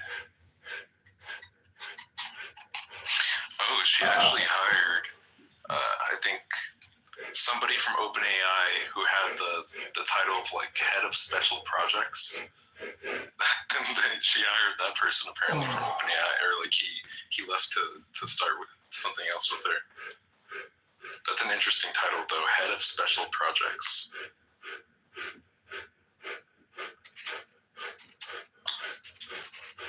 The new way to become a billionaire is to join OpenAI and then leave and then start your own company. Mm-hmm. But why not start a new company in the first place? Because no one's gonna give you money. Yeah. You gotta have an impressive work history. It's not like otherwise the university degrees would work as effectively as they were marketed to work. Yeah, exactly. Plus, if you work at OpenAI, you'll at least meet some smart people that you can coach. Yeah, speaking of like talent, like leaving or joining places, I think like there's kind of this hyper focus on OpenAI because they were kind of like even if they're not all around like the clear number one right now, they have like this momentum of fame from being like the ChatGPT moment and GPT-4, etc. But when it comes to talent leaving, like Google just recently had like there's a tweet of people joining Anthropic, and it was like 4 or 5 different people from Google, like all be joining Anthropic like in the same week. And they're like, oh, hey, we just realized like we all used to work at Google together. It's nice to be like a nice reunion. And they like posted this picture on Twitter. It's so funny. And then like within like a week or 2 of that same picture, there's like 3 of like some pretty big people from DeepMind that left to join OpenAI. How much does it cost for a new AI company to poach someone qualified from Google or OpenAI, both in terms of salary and stock, like roughly? At least probably $500,000 at this point. Yeah, I mean, like it depends on the person, but I've heard of things like 10 mil plus. But yeah, like 500,000 is probably like for at least like more of the average talent. But I mean, when I say average talent, I mean like if you're in DeepMind in the first place, like the average of DeepMind is already highly exceptional, right? Yeah. DeepSeek is paying those bros in cigarettes. Just every time they bang out a new model, they just throw them out in cigarettes, and they just grind away. It's a bunch of Chinese guys chain smoking. Oh my god. No, but seriously, that's an interesting question, right? Like, what is the talent cost in China? It's not. I think I heard it is like that much. I mean, I don't think it's 500,000, but it's like I think it's still a pretty significant amount for like China. Like I think maybe even I wouldn't be surprised if it's over like 50K or 100K USD, or maybe even more. Because I mean, they're basically a quant firm, they're getting funded by like this the CEO who runs this like quant firm and like this giant hedge fund with billions of dollars. I interviewed a guy. He wasn't like an AI researcher from a quant fund in China who I was going to hire, and he was like, I think if I recall correctly, he didn't need much more than like 30 or 40 grand. And it was, like he was like he had like a decent pedigree.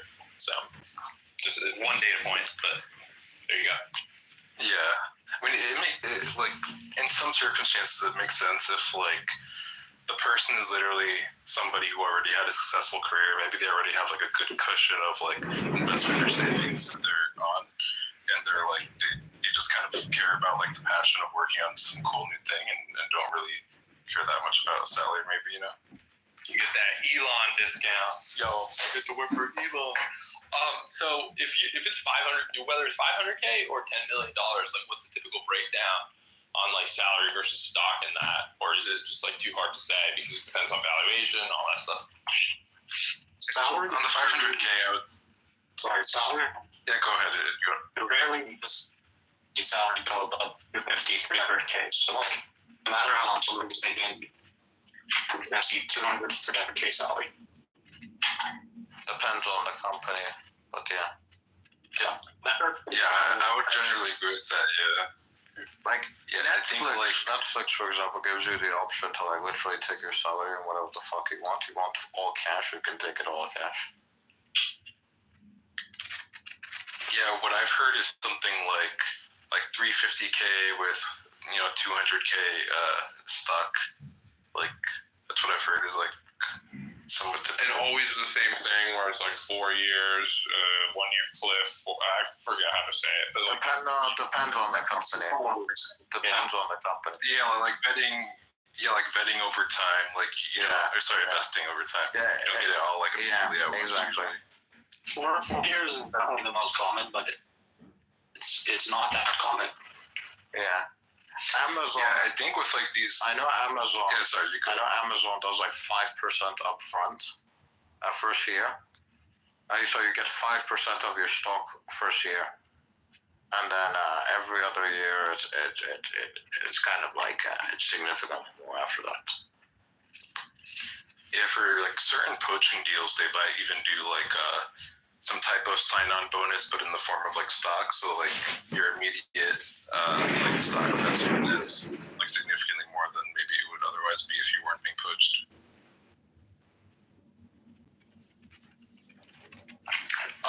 Amazon's kind of falling apart, but I only get to see the non-software side of it for the most part. Soon, retail side. What does Rysana do, John? TLD. Our is we do language models just like OpenAI, Anthropic, or our focus is on being fast and reliable first, reliable in structural sense. So if you've ever used like OpenAI structured outputs, or you've like used a normal language model, tried to parse it using structured data or like that, basically do that. Our structure systems are about a million times faster, so you basically have no overhead for that, and then also you're cutting out. You're cutting out pretty badly. How many words do you need? Every other word like comes in. Every other word comes in. Well, take a look at my profile. I have a video that covers it pretty well, and basically what we're doing with our brains here is we're doing the same thing that NVIDIA is doing with our video games and the frames that are being skipped. That's what's happening. Yeah, the deal with it. Yeah. We can kind of understand what you're talking about. It's just very difficult to piece together. That's a good analogy. Yeah. So what now it's working. Now everything's working well. And now you're back. So it doesn't matter who wins the AI race. The consistent winner is Jensen Huang. Yes, and TSMC. That's why we need to protect TSMC. Don't send the money to Ukraine. Send it to Taiwan.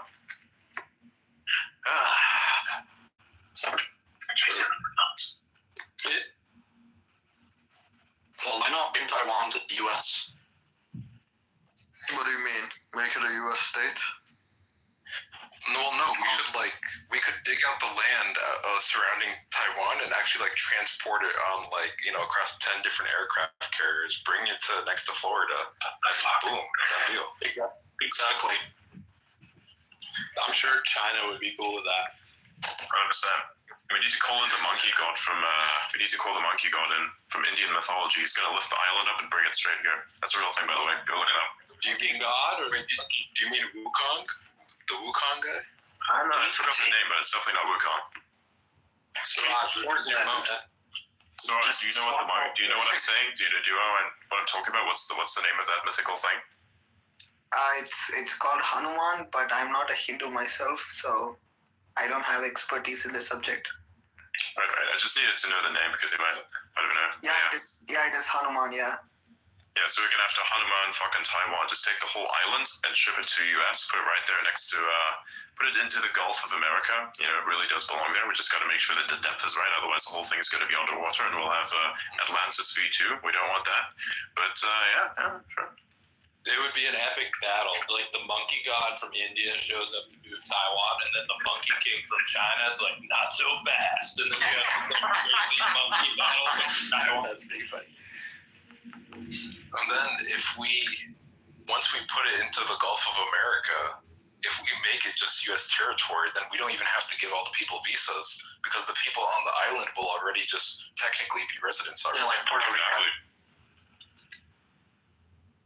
Yeah, exactly, like Puerto Rico, yeah. So they would be U.S. citizens. They would be U.S. citizens still.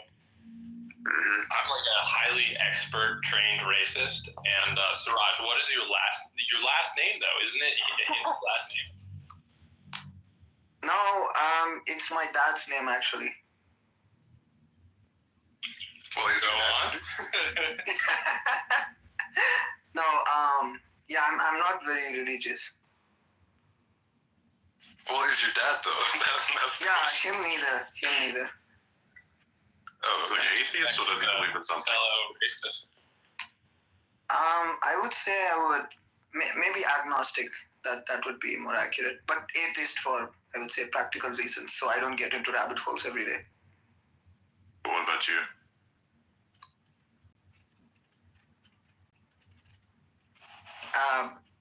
Who is who? Siraj, what about you, buddy? What's your thing? Oh yeah, same. Agnostic, yeah. Fair enough. LEJ, what about you? What do you believe in? I would say agnostic, kind of used to, I think like a lot of people probably in here, I went through a more hardcore atheist phase when I was younger, and then kind of more agnostic now. Yeah, but yeah, I think everyone goes through that fucking. Well, not everyone, but yeah, most people go through the atheist phase. Yeah, a lot of people go through that. Anyone who has a brain goes through like the atheist phase at least once. The trick is to come back from that and reconnect with what actually is logical, because if you don't come back from that, then you will deny the core functions of the universe and be a fucking retard. Yeah, I think if you stay in the atheist phase, you're usually retarded. Precisely. Always retarded. They're the worst. I mean, like, seriously, look at the world around you. You want to tell me that this thing that works so methodically like an actual system itself just happens to be by random chance? Come on. Yeah, I don't know if there's a god, or I don't know if, I don't know that shit, but at least, maybe it's a simulation, maybe it's something, but at least there's some sort of thing, Like something had to create this thing. There's intent. The design of the universe is intelligent. You can tell. It's either that or we are super biased because we are intelligent, but, whatever. It's possible I might just be retarded. No, you said you're agnostic. Nah, you said you're I did beat him at chess, and I am retarded myself, so.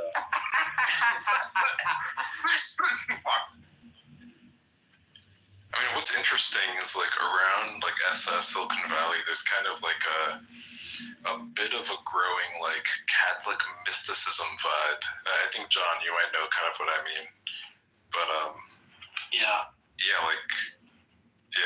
there's kind of increasing mysticism, not necessarily in a bad way I'm saying, but just interesting mysticism that's What is Catholic mysticism? I guess just if you kind of I'm gonna butcher this, but like the general vibes of like, I don't know if you're familiar with like Rosicrucianism or Gnosticism and like things relating to that, or like when it comes to things like the very original abstract interpretations of angels amongst the original kind of biblical and tangential texts of the time. Those sorts of things, like very much more abstract, like more like original true interpretations of things that are not like kind of imposing narratives of the churches at the time. Are we about to see the beginning of a religious war between the the Catholic mystics and Y Combinator? Or maybe I think a lot of the YCOM people might already be maybe mystics. If you're in a line of work like that, you have to be praying a lot. Especially if you work at SpaceX and need to pray for the literally, yeah. A lot of the like aerospace and defense people that I know are Christian. Almost all of them. Yep. B2B SaaS, that's pretty agnostic. I think I've noticed a trend with like, and this is like pretty low sample size, but like infra people, like people that like even like high up in like, you know, maybe like a head director of like infra for maybe like a big AI project or something. like at a previous company I worked for, this was the case. Like is like a very Christian guy at the head of infra, and then I think Greg Brockman at OpenAI, I think he's like Christian too, if I remember it. Yeah. And he's like, I think head of infrastructure or like a president or something like that. There's definitely a personality type that's attracted to religion, and then certain religions overlap with certain cultural types, cultural and like personality types. So I can definitely see that being true. Just hit a glass wall with a plate. Yeah, maybe it has something to do with like the love and passion for systems and like systems and optimization problems and things like that, and kind of then that maybe causing you to reflect more about the universe and how that overall system is functioning, and kind of like going down this route. I'm not saying it's even necessarily bad. It's just like, you know, just interesting pondering that it might implore you to do. So if I were to say into Jewish Kabbalah stuff, what would you think of me? Just hypothetical. So first you're like, oh, so what are the topics that Paul Graham is wrong about that are controversial or sensitive? Not a noun account. Would you like to start talking about Judaism? I'm not taking that one. I don't know what Kabbalah is. I know a little bit about Orthodox Judaism and regular, like Reformed. I don't really know what the Kabbalah thing is, and I do know that some people rock that bracelet, but that's all I know. Someone else can talk about it. I just read through a lot of it. I think it's the cool shit, or I don't know why. It's like there's a very specific element to it. It's like a lot of the mysticism that I normally read through, it's supposed to instill you with a kind of wisdom about how humans work. This stuff instills you with a kind of wisdom as to how the universe works in some way, like gigantic godlike forces. That's why I think it's really cool. Yeah, I think the Kabbalistic stuff is kind of tangential and similar in a lot of ways to like the, I guess you can call it neo-Catholic mysticism stuff that I was talking about. Mm-hmm. Like, I mean, even if you just go back to like, it's kind of like a meme in tech and AI lately of like people talking about Neon Genesis Evangelion a lot. And if anybody has seen that or like is familiar with that while also being familiar with like Jewish mysticism, then like you'll see like Kabbalistic like visuals and Sephiroth and Elohim and like a lot of these Jewish terms and things in Judaism are commonly referenced in that anime. What's like the best thing to read? Like ideally a book, or I don't know. What's the best way to learn about Jewish Kabbalah? I think, isn't there something like literally like I feel like there's like maybe like one or two main actual like texts like literally called like Kabbalah or something similar.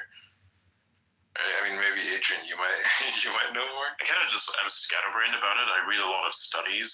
So there's like one guy who I know who has access to university libraries. So I'm pretty sure a lot of those works aren't even entirely public. So okay, I'm looking at is Kabbalah. There might be some good books on it. Yeah, it seems like there's a Wikipedia for primary texts of Kabbalah, and then those are like at least like the known ones that are preserved by current archival records. It seems like you could just kind of read some of those that have been translated to English, or just ask Claude or ChatGPT to like summarize some of those original texts. There is a site that's called the Center for it. There's a bunch of videos on it and shit. Pretty cool. Here, I can send it to you. Awesome. Anybody else wanted to? I mean, I'm sure I could just Google it or whatever, right? Yeah, there you go. There's that. It's like literally a website that's called Kabbalah.com. Adrian, are you agnostic? Me? I'm not sure if agnosticism necessarily reflects my view of the world. It might. I think by execution, yes. Yes. You realize that we're all in a church, right? Like, we're all in the cult of Adrian, and every day we listen to his sermons, and sometimes we confess things to Adrian, and we do our 15 push-ups. Like, you guys realize that? That is true, yeah. We do have a cult ritual. It's make everybody eat healthy and do push-ups. I'm actually going to do 90 after this phase. Actually, after I'm finished eating this thing. Just having my steak, just about to eat it. You could like hear the heart attack happen on his faces, like that post 90 push up. Yeah.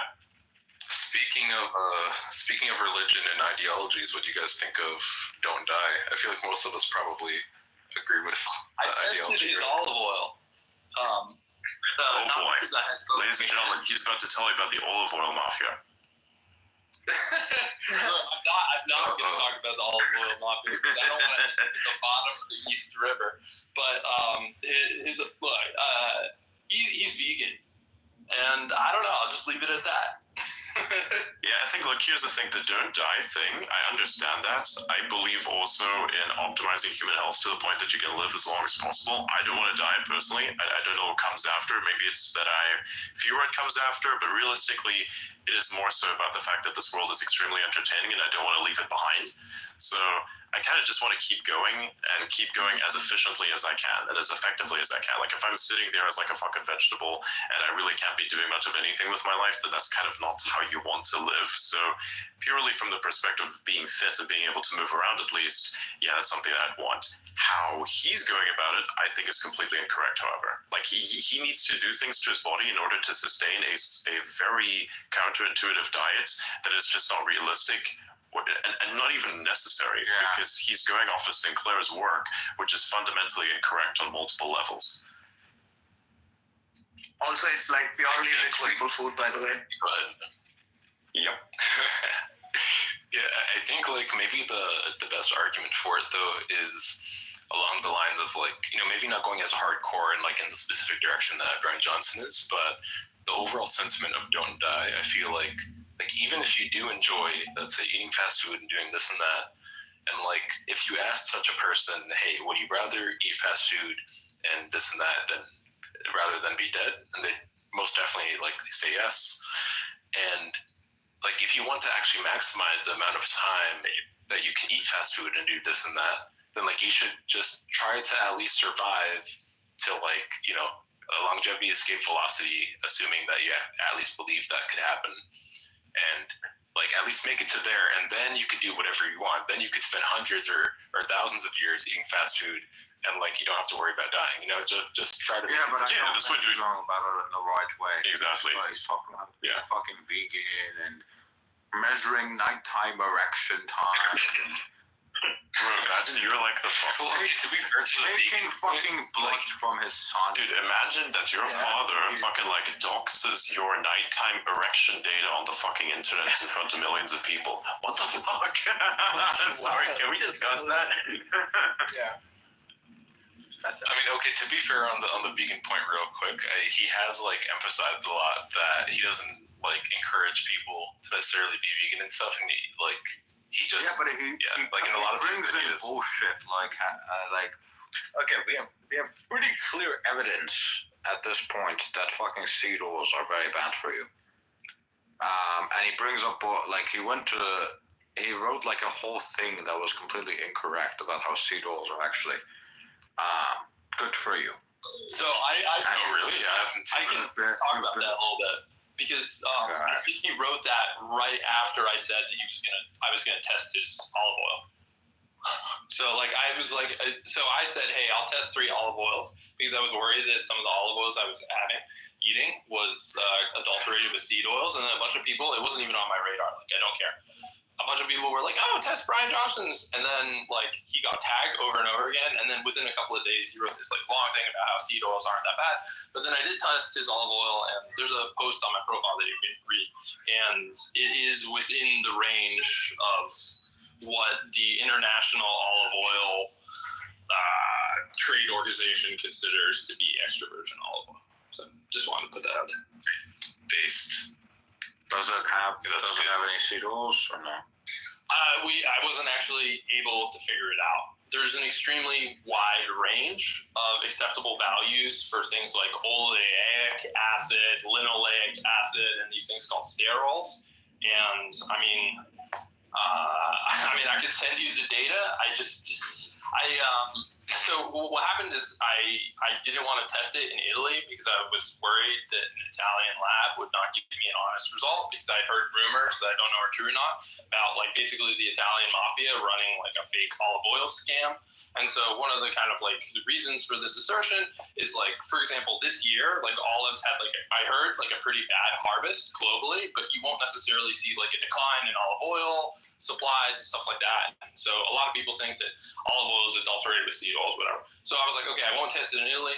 And so then I decided to test it in Germany because I couldn't really find any other lab outside of Italy that was willing to test olive oil. I tested the olive oil. I spent a lot of money, $5,000 actually, to test 4 or 5 different olive oils. It goes to Germany. They're like, we're an accredited lab. We'll do it. It's not a random lab. It's a big European company that you have almost heard of. Almost definitely if you know testing. And then they delay the results, and then they give us the results, and they'd be like, hey, we subcontracted it to a non-accredited lab. We promised to tell you whether or not there were seed oils in the olive oil, but we're not going to do that. And so it just became really, really shady. And I think if I were to do it again, I would either test it myself on my own equipment, or I'd test it in some place like China, even though they said they couldn't do accredited testing. And then something that was very important is I wouldn't test it with the packaging. I made the mistake of sending big brands to a lab, and I think that might have been frowned upon.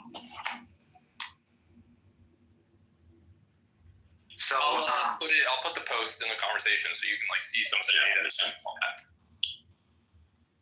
I read that yesterday and I was like, wow, that's something I didn't necessarily anticipate. Although one thing I find is very interesting. So I used to live for multiple years in Morocco, and we actually had our own olive oil made from our own olives there at the time. Whatever this European olive oil is, I don't know what's wrong with it, but it tastes fucking rancid. This stuff, you could actually almost drink if you wanted to. It was smooth. It was extremely fragrant. Fragrant to the point that if you were to put this on your skin, it would smell like perfume. And it tasted amazing. It was almost weird to put it into the food because of how well it smelled. It's like as if I took perfume and put it in the food. That's how it smelled. It was very intense. And it was very, very smooth. I remember that. I had that in my mind, and then when we went back to Europe, I had a little bit of bread, and I put some olive oil on it. I tried to eat it. It was fucking disgusting because even though the oil, which is supposed to be extra virgin olive oil, tastes rancid. Why does it do that? It's not supposed to be this way. So, I guess, who knows? Personally, I stay away from it entirely. Yeah, I just thought of commenting on the food stuff. Should we be miserable eating tablets every day if we go by what Brian Johnson is saying, and maybe we live for maybe 100, 120 years. No, we won't, because we're eating fucking vegan. Yeah. So again, like, just to clear it up, the idea of don't die, I think that's great. I think that's perfect. It's just the way of how to get there. This is what we disagree with, right? Because that's not the way to get there. You look at some of the most nutrient-dense foods that are on the planet, and is avoiding exactly those things. So look at like a ruminant, for instance. So a lot of the stuff that a human would need, the human can't actually process directly from a plant. So you'll need a medium, and that medium is in fact something like a cow or a goat or various other forms of animals, which are so happen to be ruminants, right? Because they have to actually take that grass, turn it into meat, and then you take that meat on because you're literally a biomechanical assimilation engine. So that's why I also eat a shit ton of meat, that I don't need to eat more than like once a day. I also eat a few carbohydrates as well, and a shit ton of butter and some eggs. But ever since I did that, my energy is like all the way up. I have no more problems. I don't have weird acid reflux when I'm in bed. I don't have like the need to sleep as much. And genuinely, I feel as though my cognitive function has massively improved also.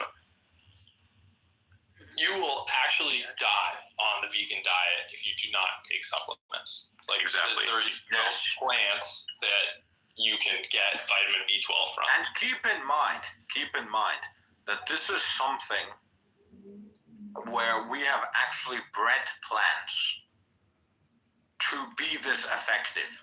So even at their most effective, plants are still gonna kill you if you don't take supplements. Think about humans in the past. They clearly did not live on this shit. Nope. And you can eat some plants. I do think that eating some plants is perfectly fine. Like have a vertical diet where it's like 80% protein. You can eat whatever else you want on top of that. You can even eat the fast food. It doesn't do much damage to you. Except for McDonald's, I recommend staying away from that. For some reason, when I ate like a Big Mac the last time, I felt as though I had a weird immune response. Very strange stuff. I'm not sure if anybody else has that, if they'd ever tried that after like a long period of taking in a high protein diet. There's something in there which really fucks with me. I'll say that too, yeah. That's true. Burger King doesn't seem as bad. I haven't had either in years, but still, yeah. Yeah. There's some local places that are kind of good. I know they're frying their shit in seed oils, but realistically, if you only have it's the sub 1% of what you can eat, so it's fine. Like you can splurge a little bit, you can eat the sweet stuff, it's fine. If you have a balanced diet like that, then you can do practically almost whatever. You can have the non-diet Coke, who cares? Doesn't matter. But you have to actually get to the point where your body is actually in top shape and top health, and then you can kind of manage that, because otherwise everything is going to fall apart. You know, apparently McDonald's actually used to fry their French fries in beef tallow. Yep. And then there's like fiasco apparently where when McDonald's was coming to India, then like there's like this big like protest, and no offense, Roger, when McDonald's came to India, there's some big protests around like them using beef tallow to fry the French fries. That's not what happened. That's not what happened. Yeah, okay, do I have the story right? Okay, somebody check. So basically, the story was there was this guy that had a heart attack. This rich guy, millionaire, that had a heart attack, and he believed the propaganda about it being basically fat.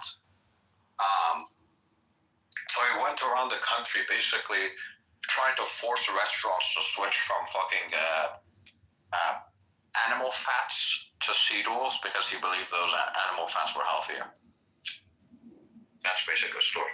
Yeah, I recall that being the main story thing. Yeah, from what I was talking about is I think something that preceded that like made McDonald's more likely to make the switch. Maybe, but unlikely because that happened in the 80s, and I doubt that there were many McDonald's restaurants in India before the 80s. But either way, they made the switch after that. After that guy. Okay. Yeah. After that guy. So. Did you guys hear that like second telling of that Morgan Spurlock Super Size Me documentary, where it turns out that whole thing was fake and he was actually just like a raging alcoholic?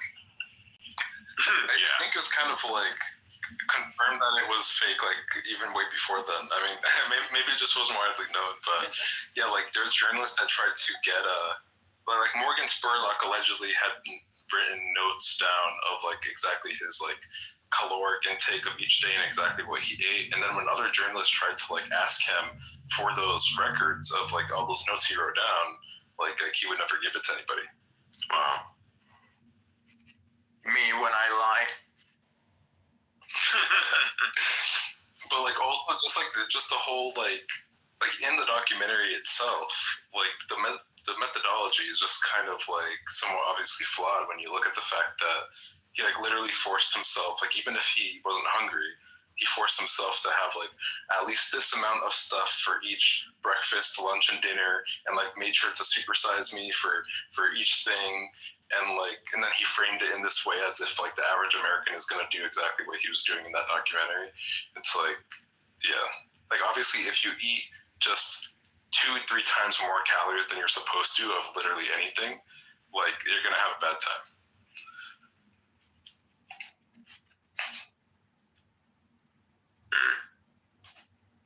Yo, seeing Elliot's post here, what the fuck? Why is there like a really rusted looking band in the background? Nice cast on it, but what the fuck is... Let me see. Joseph Everett did a very good takedown of the bullshit that Brian Johnson was talking about. And then you got this very, very retarded ass community note whose source was literally the r/vegan subreddit. And then Brian Johnson responded with, whether you like it or not, most of our knowledge on health is based off of surveys. I'm like, yeah, then probably that's the fucking reason why we live such an unhealthy life now. This is the unhealthiest people I've ever been. Alright, I'll say it.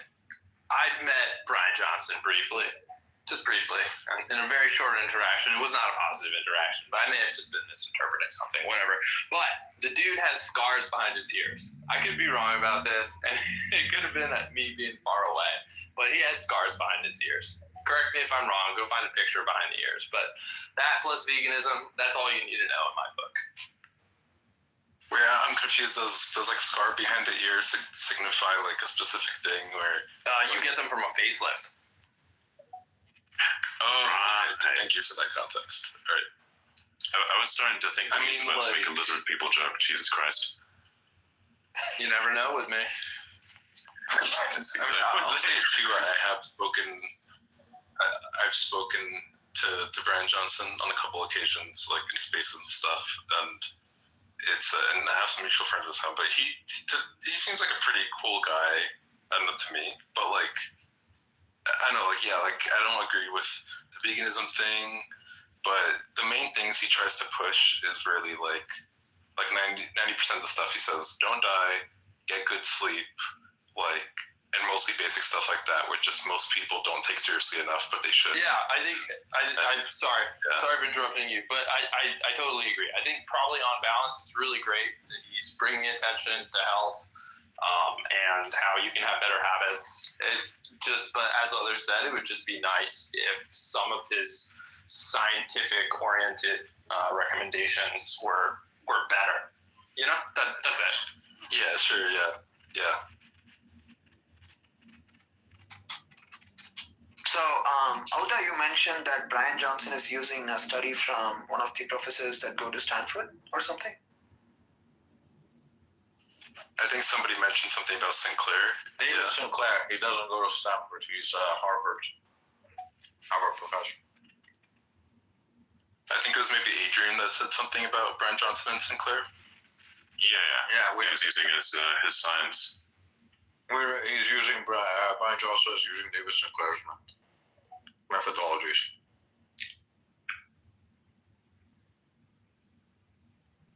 He follows me. I want to follow him back, but I don't know how to feel about that.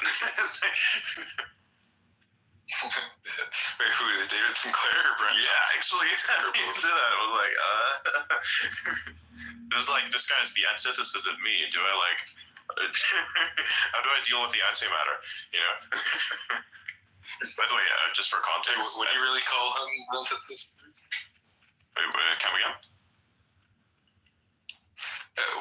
I'm just kind of surprised that you said that you're the antithesis of him, or vice versa. Yeah, when it comes to like the health aspects in terms of how to get to a certain destination, that would be it. Because I have a guy. This guy would eat just plants, right? I would prefer to eat only meat. I actually don't like to eat anything else, really. That's the stuff that really I enjoy eating the most. Everything else is just kind of meh by comparison. If I could only eat meat, like that'd be the only thing that I have to eat for all of eternity, I would be totally fine with that. Yeah. I think Jordan Peterson's daughter does the same thing, right? Even Peterson himself did that for quite a while. I think Jordan Peterson. Yeah, exactly. I think he does it himself too. Yeah, I tried it out myself. Like I literally went something like 4 or 5 weeks, like only steaks. I think I maybe had like some beef liver supplements too. So like even though it wasn't like technically only steak, it was like still like cow. And yeah, like I didn't end up feeling bad or worse or anything, but I also didn't end up having like an amazing like. That makes sense. That makes sense though, because it takes 2 months at least for your gut microbiome to adjust. Your gut. So do you only get the benefits of carnivore once your gut microbiome adjusts? Until then, I did notice. Until then, you don't really notice anything. Nothing's gonna happen. If anything, you actually could feel worse, right? Yeah. Depending on how fucked up your gut microbiome is. Yeah, well, I did notice that. I mean, my energy was definitely way more consistent, like, and like motivation too. Like, even though my motivation wasn't necessarily like insanely high, but it was like normally, you know, after I eat something, like especially with carbs or something, it would be like my motivation to get things done. Like after that point, would significantly reduce, or like my just overall energy levels would reduce. But like mainly keeping like proteins and meat diet seemed to make things much more consistent.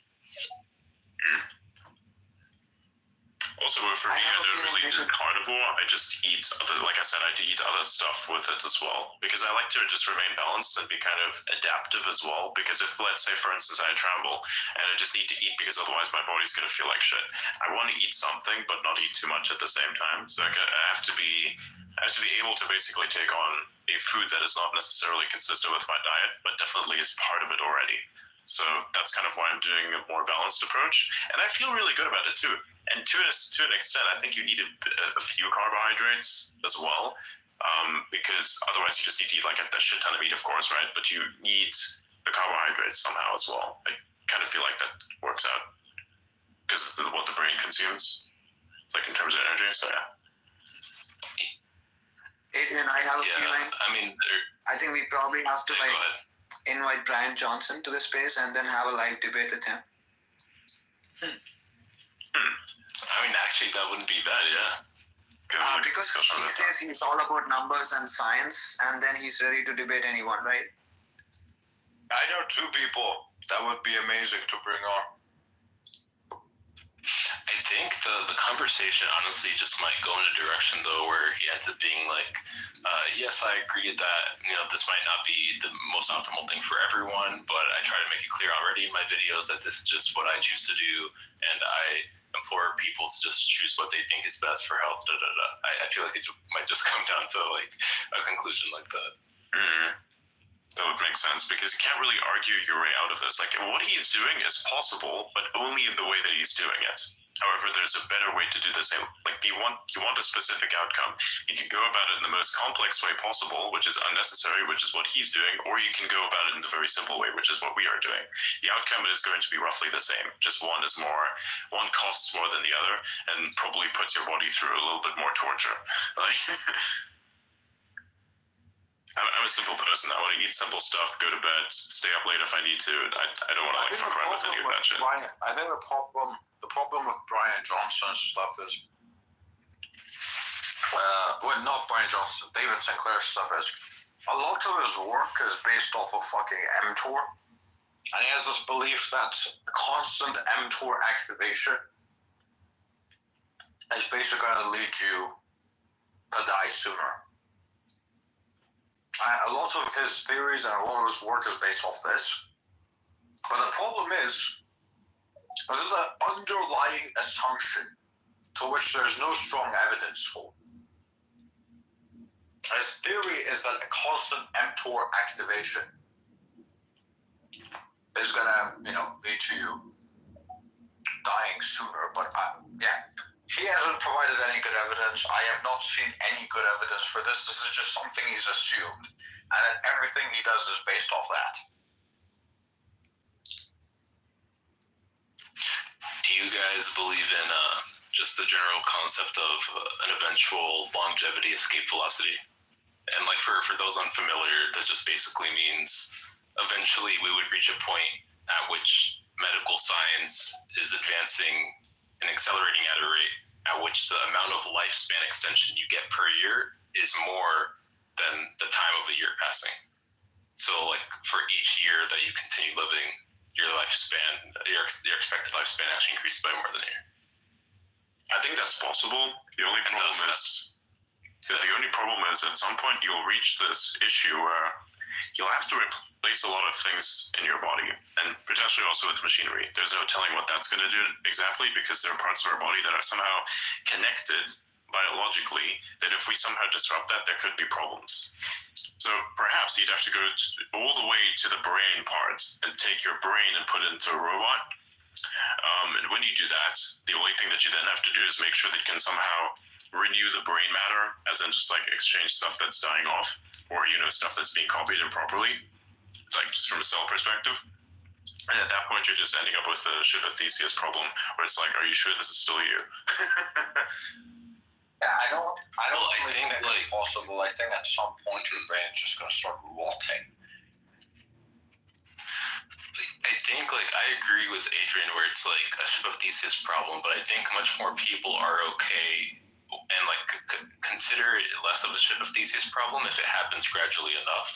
Like, for example, imagine, maybe a few years from now, didn't Brian Johnson already, for example, get his blood plasma replaced with this other fluid that he believes is superior? Right? And gradually over time, we replace certain molecular structures in our body with other molecular structures that are superior, and eventually that maybe ends up with something like actually even changing the cell walls of our brain cells themselves into a superior molecular structure, and iteratively changing these different components of ourselves over time, and eventually every molecular structure in every cell of your body is different than it was 10 years ago, but there's no single point where it's all of a sudden different. It would make sense, but the problem still is there's something about the brain and the way that it works, specifically the neurons, that makes it so superior that that people are trying to actively integrate it into the physical technology that we have. So as to help thinking. Yeah. Right, Adrian. I guess go ahead, Adam. Yeah, Adrian. Yeah. Hold on. I swear, fucking. Wait, what? What's going on? Is this new? What is new? Look at what I just sent you. You mean the video tab? Yeah. Yeah, that's been around for quite a while. Yeah. Oh, really? It's just notice the new function of X. Yeah, X has a video tab now. You click that and all you can do is scroll videos. It's like TikTok minus the fancy algorithm that makes it actually good. It's the first step. See, this is what I mean. Even fucking Elon was like, this place's algorithm sucks. It was funny when he said that. He said it multiple times. He said, "Can I talk to the manager?" I'm like, what the fuck? Yeah. No, I don't know. I think we should probably give some slack to the X team because they just launched the feature and TikTok has been perfecting the algorithm for I'm talking about the algorithm of X in general. It's worse than every other platform. It's worse than YouTube. It's worse than a fucking TikTok. The content here is generally better. There's better people here, but the algorithm itself is shit. I don't know if from my personal perspective, the way I guess what you're trying to say is the reach-based aspects of the algorithm, as in what makes it to another person's feed, to actually grow via making posts on X, that's something that is very difficult to do, not impossible. That is I mean just the general algorithm. right? I don't know. I feel like the algorithm is actually pretty good. Not for you as a person. No, it's good at categorizing you into like a specific group of people, right? Yeah. It's good at categorizing you into a specific group of people, but you see what people in your group of people see, right? It's generalizing your content into the contents of people, into like the groups of people that you're into, and then you see what the people in that group see. It's basing it off groups. It's not basing it off of you. Yeah. Yeah. Which I'm perfectly fine with, by the way, because I choose my groups very specifically. Yeah, but that leads you to seeing some bullshit that you would never see on other platforms, right? Like, I would never fucking see, I don't know, some girl shaking ass on TikTok, right? I don't see that here either. I'm not sure what exactly you're watching, but yeah. If it gets, fuck off. Hey, listen, if it gets 500,000 views, not 500,000 views, 500,000 likes or more, it always fucking shows up. I don't give a fuck about celebrity bullshit. I don't give a fuck about fucking girls shaking ass. I don't care. Dude, I don't see any of the celebrity content. I see absolutely none of that. I'm not sure how exactly you interact with the platform, but I see literally zero of that. I see. Okay, then in that case, you're the exception, I think, because I think everyone I've talked to, they will see shit like that if it's gotten enough likes. Once it reaches 500,000 likes or whatever, it shows up on everyone's platform. Okay, so I have some personal experience of seeing celebrity content just today. Chris Evans, he launched his own Captain America coin, which is basically a scam. But I just posted that. I just thought of saying I did see celebrity. Actually, like, so that's Chris Evans himself literally posted a. Yeah, I don't think that was actually Chris Evans' account. I think that was like a hack of some kind. We'll have to see. But there's a thing that's going on. I have no idea what the fuck's happening. Doesn't make sense. Yeah, just like John McAfee came back from the dead to start a coin. Did you guys see that? Yeah. And then the girl comes out and says, "Yes, I'm doing it to protect his legacy." I'm like, "Oh yeah, very nice." Here's how we're gonna protect John McAfee's legacy by launching a shit token on fucking Solana and dumping it on people. Fucking hell. I guess she was successful in her assassination because motherfucker definitely assassinated his character there. Fuck me. Strong opinions on it. Jesus Christ. Brian Johnson's life is crazy. I will say he has a lot of he may have a lot of fun with what he's doing. I mean, he is turning himself into a science experiment. So. Not Brian Johnson. Sorry, John McAfee's. I mean. Oh, that guy. Oh yeah, that guy's life is not just interesting. It's fucking insane. Supposedly killed his own father. Fucking launched the malware, took over parts of government, didn't pay his taxes, and fucked off to some island. On a boat and like lived the pirate life for a while, I guess. Yeah. Married the prostitute sent to kill him. Yeah. A prostitute was hired to fucking kill him, and then he ended up marrying her. Yeah. Anyways, LJ, what did you want to say previously? Like a few subjects back, like 2 or 3 subjects back, you wanted to say something, but then you were like we were overruled by the algorithm discussion. If you happen to remember what you wanted to say.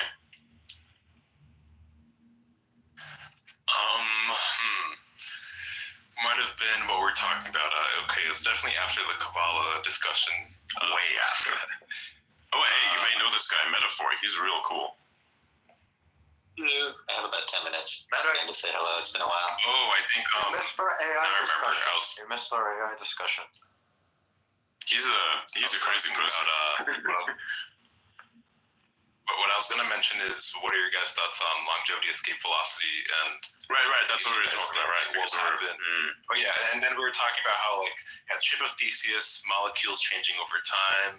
Yeah. And I feel like that's the most likely direction it would end up going, and like even like slowly changing the molecular structure that make up the brain cells themselves, like the cell wall, like even your cells themselves are made up of many different molecules of, you know. I think at some point it would be possible and even necessary to physically replace parts of the neurons in the brain before you'd even consider replacing the actual like stuff that it's made out of, just to consider replacing the things themselves, like parts in a machine. I'm not sure if that's necessarily possible, but if it was, that's what you may end up doing, or you will even need to somehow change the brain itself to a certain extent so as to like somehow come up with a way to store all the additional information, or at least have that information be stored elsewhere, to have that somehow be accessed by the same process that accesses information in the brain. So like, because that's going to be the next problem, data overload. Yeah, I was actually thinking in terms of, because you mentioned government inefficiency posted today.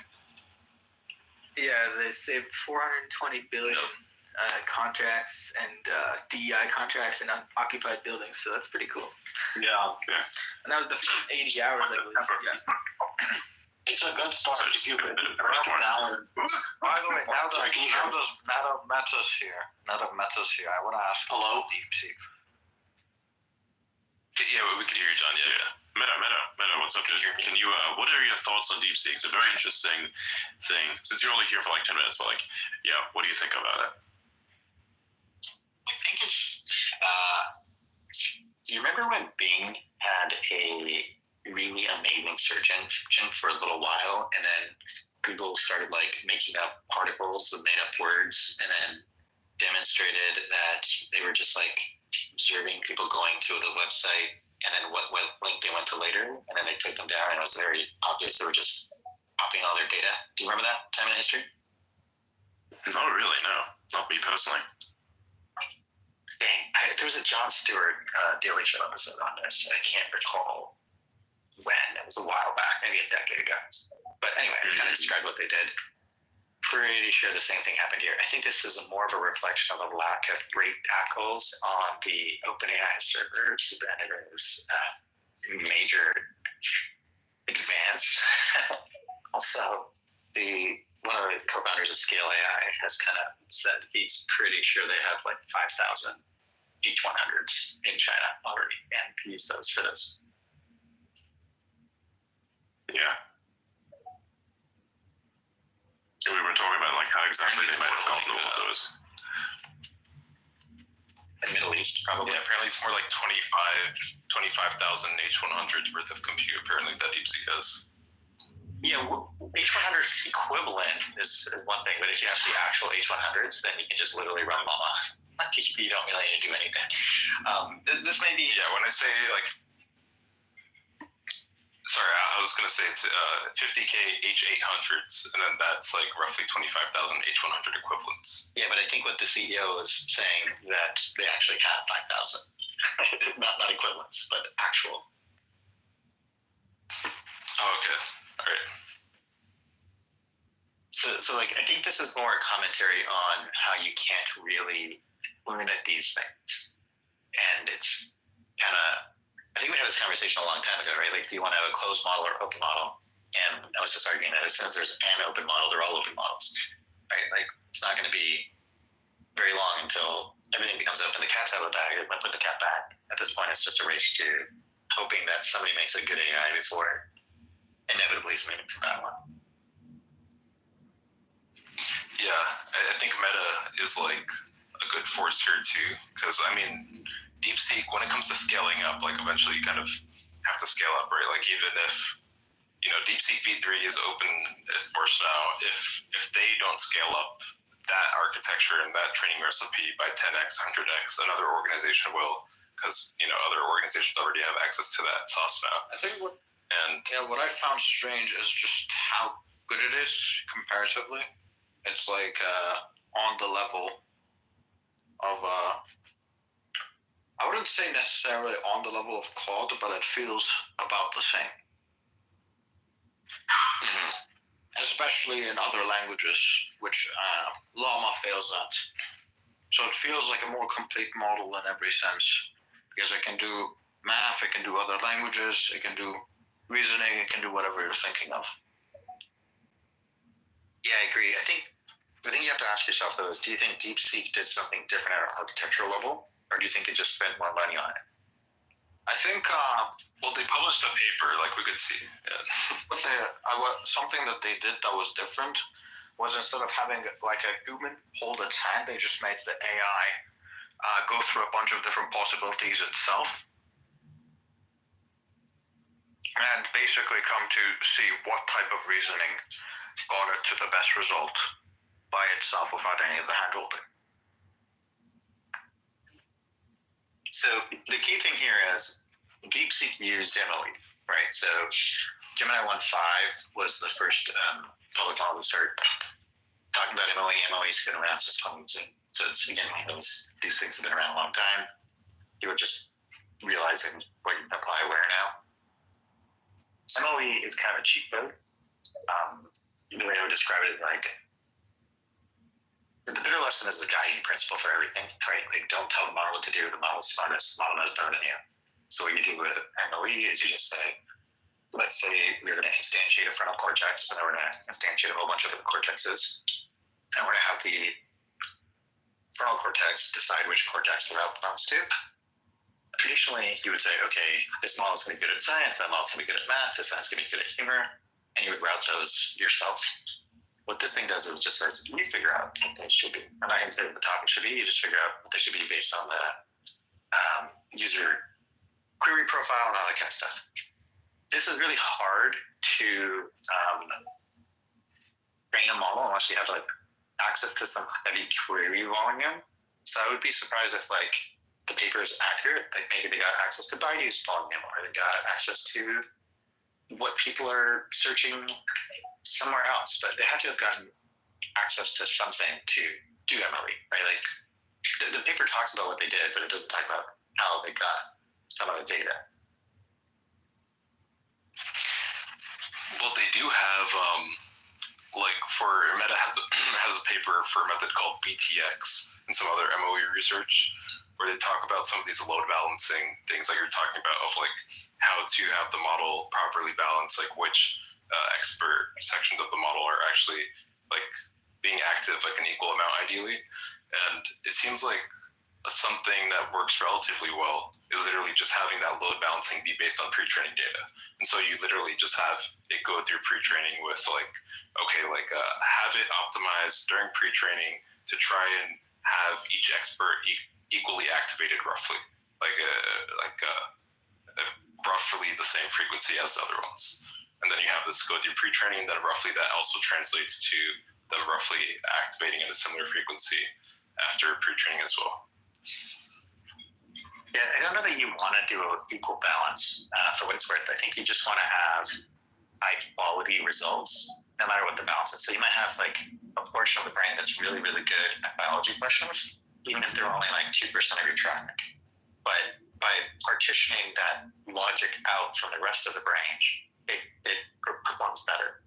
As an example, partitioning away creativity from factuality can often be a very good thing, because you're asking for something factual, you don't want a creative answer because that'll cause hallucination. And if you're asking for like a poem, you don't necessarily want factual answers because that limits creativity and the actual thing you're seeking. Yeah, I mean, like, theoretically, I agree to an extent, but it seems like in the literature, like when they do try to do methods of like a very explicit domain specification like that, like you actually end up maybe being able to get similar or better results by actually having it more distributed and evenly, and like basically activating multiple different nodes of like very abstractly defined things by the training itself rather than defined by a human. I agree. I think it does perform better depending on which benchmarks you're using. But the irony is at that point, why have MOE at all?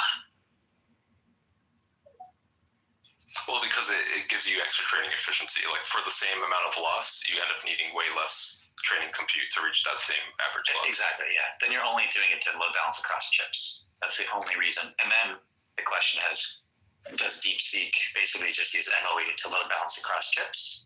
Is that basically the innovation here? I mean, that seems like the main, well, not even necessarily across chips. Like even if you do it across like, well, they have to do it on more than one chip, of course, because of the VRAM amount that it's using up. But even if you had it, like, let's say in one chip, the actual flops required per forward pass ends up much less because you're only activating those active parameters of the model. Like let's say it's like for DeepSeek, I think it's something like 30B out of the full 680 B. And then so you only actually end up spending flops like during training and inference for just those 30B parameters for every token. Yeah, I mean, naturally each chip limits you to like maybe at most 120, right? Like you're looking at 60 or 100, not looking at. So I think it is driven by hardware limitations. So if I was to summarize what the paper has done, is it's shown that once you look at MOE, which is again why these regulations have been silly, once you look at something like MOE, you realize, oh, you can actually do routing. So you can do what Amazon did back in the day and have a lot of really shitty small computers and parallel process across all of them and serve huge websites and traffic, right? Or you can have one supercomputer and get served off one. Turns out having lots of small ones is better because when something breaks, it's isolated, it's easier to replace. So you can do a lot of like fancy things and you can serve more queries because they go into different machines all the time. You can repurpose things, you can scale things up and down depending on which vortex is popular. So like there's a lot of lessons here, but I think really what DeepSeek shows is the regulatory body is really fun. Yeah, I mean, when you're doing MOE as well, like ideally any lab at any point like would just try to have very sparse MOE architectures whenever they can, but it's not exactly like it can be something very finicky that like you kind of sometimes need the right talent to really have like a stable large training run right with MOE. No, you need a lot of data. You need a lot of data. And so like the most frustrating thing about these papers lately, and I get it, it was what it is. For people that have been in the academic space before recent times, nobody includes how they actually did anything anymore. It's just like, it's just a paper for other purposes. Yeah, I mean, like for DeepSeek V3, they didn't give like the full details yet, but they did implement some new things for their MOE techniques like auxiliary loss-free load balancing and like some other methods that they actually incorporate into MOE to like make it much more stable and have it run more efficiently like during the actual like training process and also inference. And they detail some of the algorithms they use in that process in the paper. I'm going to make a prediction. DeepSeek V4 is going to discover RAID is a very effective way to like, do fault tolerance across different models and servers. Like we're just reapplying things we've already learned in the past. Sorry, not to be too dismissive. I'm just trying to paint a picture here. Yeah, there's some cool things as well in the DeepSeek V3 paper actually with like, I mean, they don't give like a really huge jump, but just kind of cool little things that give a little bit of a boost, like multi-token prediction, which I'm surprised more people aren't talking about this. But like literally at training, instead of just doing single token prediction, they literally do like for a single forward pass, you'll predict multiple tokens at a time. Then especially depending on like how easy those future tokens are to predict, then you could do like kind of dynamic multi-token prediction that kind of saves a lot on training costs. LDJ, can you explain what that is? Sorry, two people were talking to him. So Roger, you're asking me, like, can I explain what it is? Or? Yeah, the multi-token prediction, right? Yeah, I mean, like, what I just gave, I think, was, like, the best high-level descriptor I could give to, like, without going too much into detail. But Meta, I see you have your hand up. Yeah. Did you want to mention something? Yeah, the other way you could think about it is like a token is like a syllable in a word, and multi-token prediction is the ability to spit out more than one syllable at a time. And the cost of prediction is basically because you go in a loop, and in the loop you're predicting one syllable at a time. That's a rough approximation. The field is working more and more on how to tokenize things, like Meta and actually the companies are also exploring this. I have a paper that I find fun. Adrian and Auda might want to take a peek at it, and then we can talk about it another time. It's the Titan paper that came out. Sure. That paper talks about using the long and short memory, right? Yeah, I don't want to use that because of LLVM, but it's like if you're familiar with how if you're familiar with how T cells and blood cells work, T memory blood cells, it's very similar to that. The key observation is instead of playing around with just tokenization, which they do, there's three approaches of use, but just rather than putting that tokenization alone. What that paper does, which I think is really different than everything else in that space at the moment, is they look at the context window when they say, how come we always forget the oldest frame when we add in new tokens, right? When we shift the context forward, why do we always forget the oldest token? That may not always be the right token to forget. And so you start developing a model where you allow the model to figure out what to actually forget and what to keep. And that's what that long-term memory is. It actually decides everything is falling off the context window anyway, just because of the way the math works, but you can decide to keep some of that around rather than just drop it. Yeah, I think state-space model architectures have like something similar where it kind of does this in a more implicit way, but you can effectively have like something, you have like a component of the model effectively called like a state space where you can have a fixed state space size. And as you have, let's say, you could theoretically have like 1 million, 10 million context, and the state space size takes up the same amount of VRAM the whole time, but it just kind of ends up making the granularity and resolution of that context much lower as you go much longer. So it's kind of like on the fly, it's like automatically kind of compressing it to whatever max VRAM limit that you want to set it to. Or whatever. Yeah, and I think Sauda or someone else brought up SSMs in this space like maybe a year ago when we were talking about things, and I had said I didn't think SSMs had a lot of potential, and the reason now I think it's very easy to contrast these two things, right? Titans is just a transformer modification. It's not actually veering away from transformers. SSMs are a complete different direction. And I forget who we had in the space who was asking like, oh, there could be like a completely different approach and we could just ditch everything. And so building all these ASICs that are transformer specific doesn't make sense. I think it's kind of chicken and the egg. Now that we have all these machines and hardware that work for transformers, it's better for a model to use the multi-attention head approach than to try to totally change that. So SSMs are great in a virtualized environment, but I think from practical engineering perspective, they're kind of dead on arrival right now until we hit a plateau that we can't pass and it justifies spending trillions of dollars going in a different direction.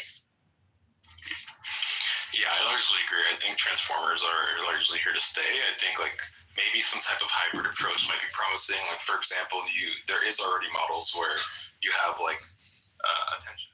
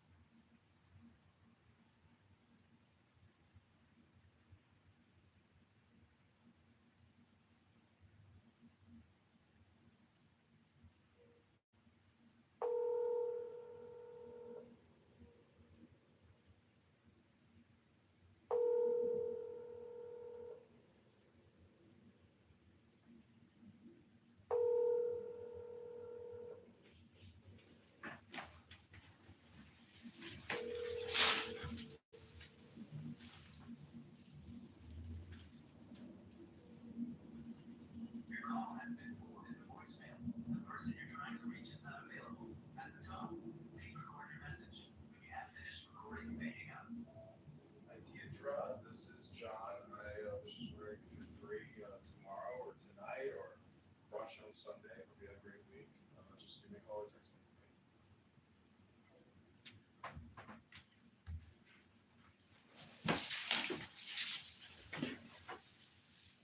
Sluggish, pipe where you have to push something through.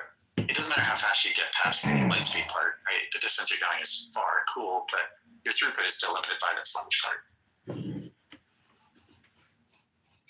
Yeah. Anyway, to get back to the original topic, I think the DeepSeek paper is a great demonstration of what a lot of other papers had published already. But just because it came out of China, now people are realizing, hardware is not a great thing. We can't really limit things just through hardware. And it's kind of silly because this should have been known already. I think we just have to probably work really hard as a society to come up with the idea that it's like a nuclear armistice or like a mutually assured destruction.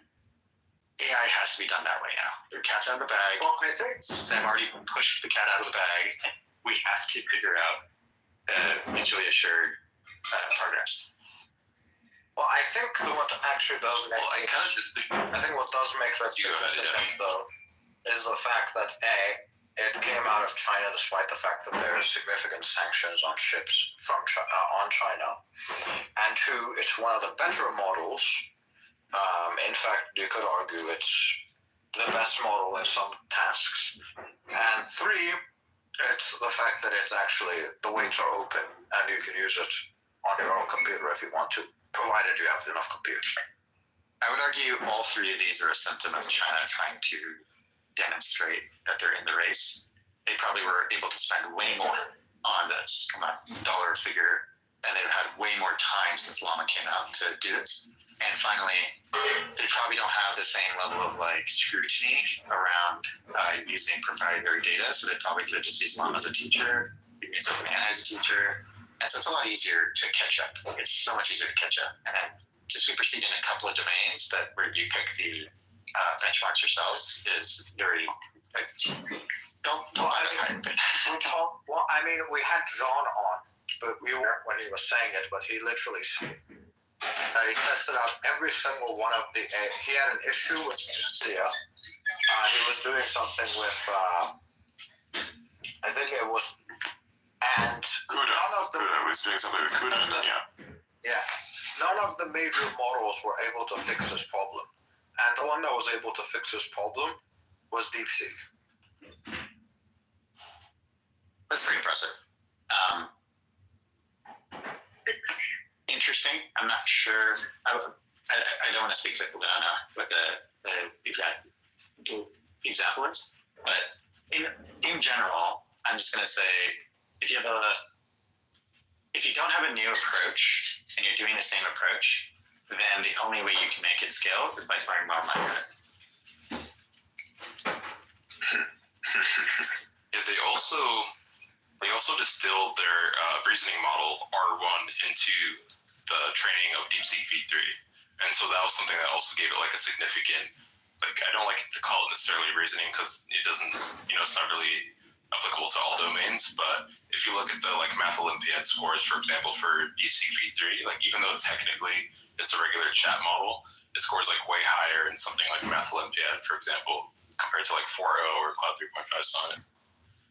But still lower than like something like O1. Yeah, again, not to trivialize, but let's say you're starting a new model and you were starting from scratch and you had access to A100s, you didn't have access to H800s. You could theoretically get pretty close to where models are today, in my opinion, if you have enough compute, if you have enough money. The reason is because all you're really doing is using the existing models as a teacher model and then cheating off of what the teacher's saying and distilling down. So if that's all you're doing and you have enough money and time, you could theoretically do it. And think about the motivations of a country like China in this situation, right? Like, there's a whole conversation about they're getting left behind. Why? Ask yourself, why did DeepSeek release it? Why release the models? Why not try to sell it as a closed model or do something profitable?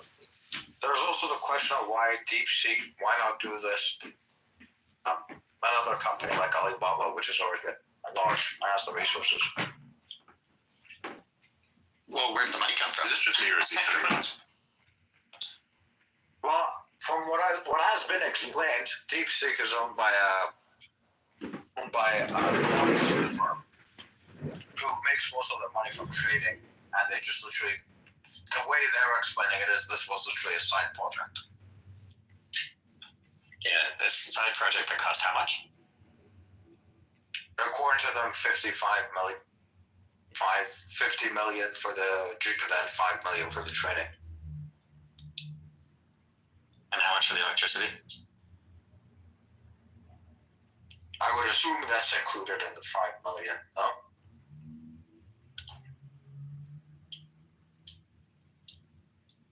Also, electricity in China is cheaper than here. Yeah, I wouldn't call it like a side project, I think. Like there's like one meme on Twitter talking about that and then people are running with it. But it's like they've been doing this for a little bit. And I remember I think like even a year ago, or a little bit more than a year ago, they're already putting out some pretty good models and acquiring a lot of top talent in China. Like, they're pretty serious about it. I think it's not even owned by the hedge fund. I think it's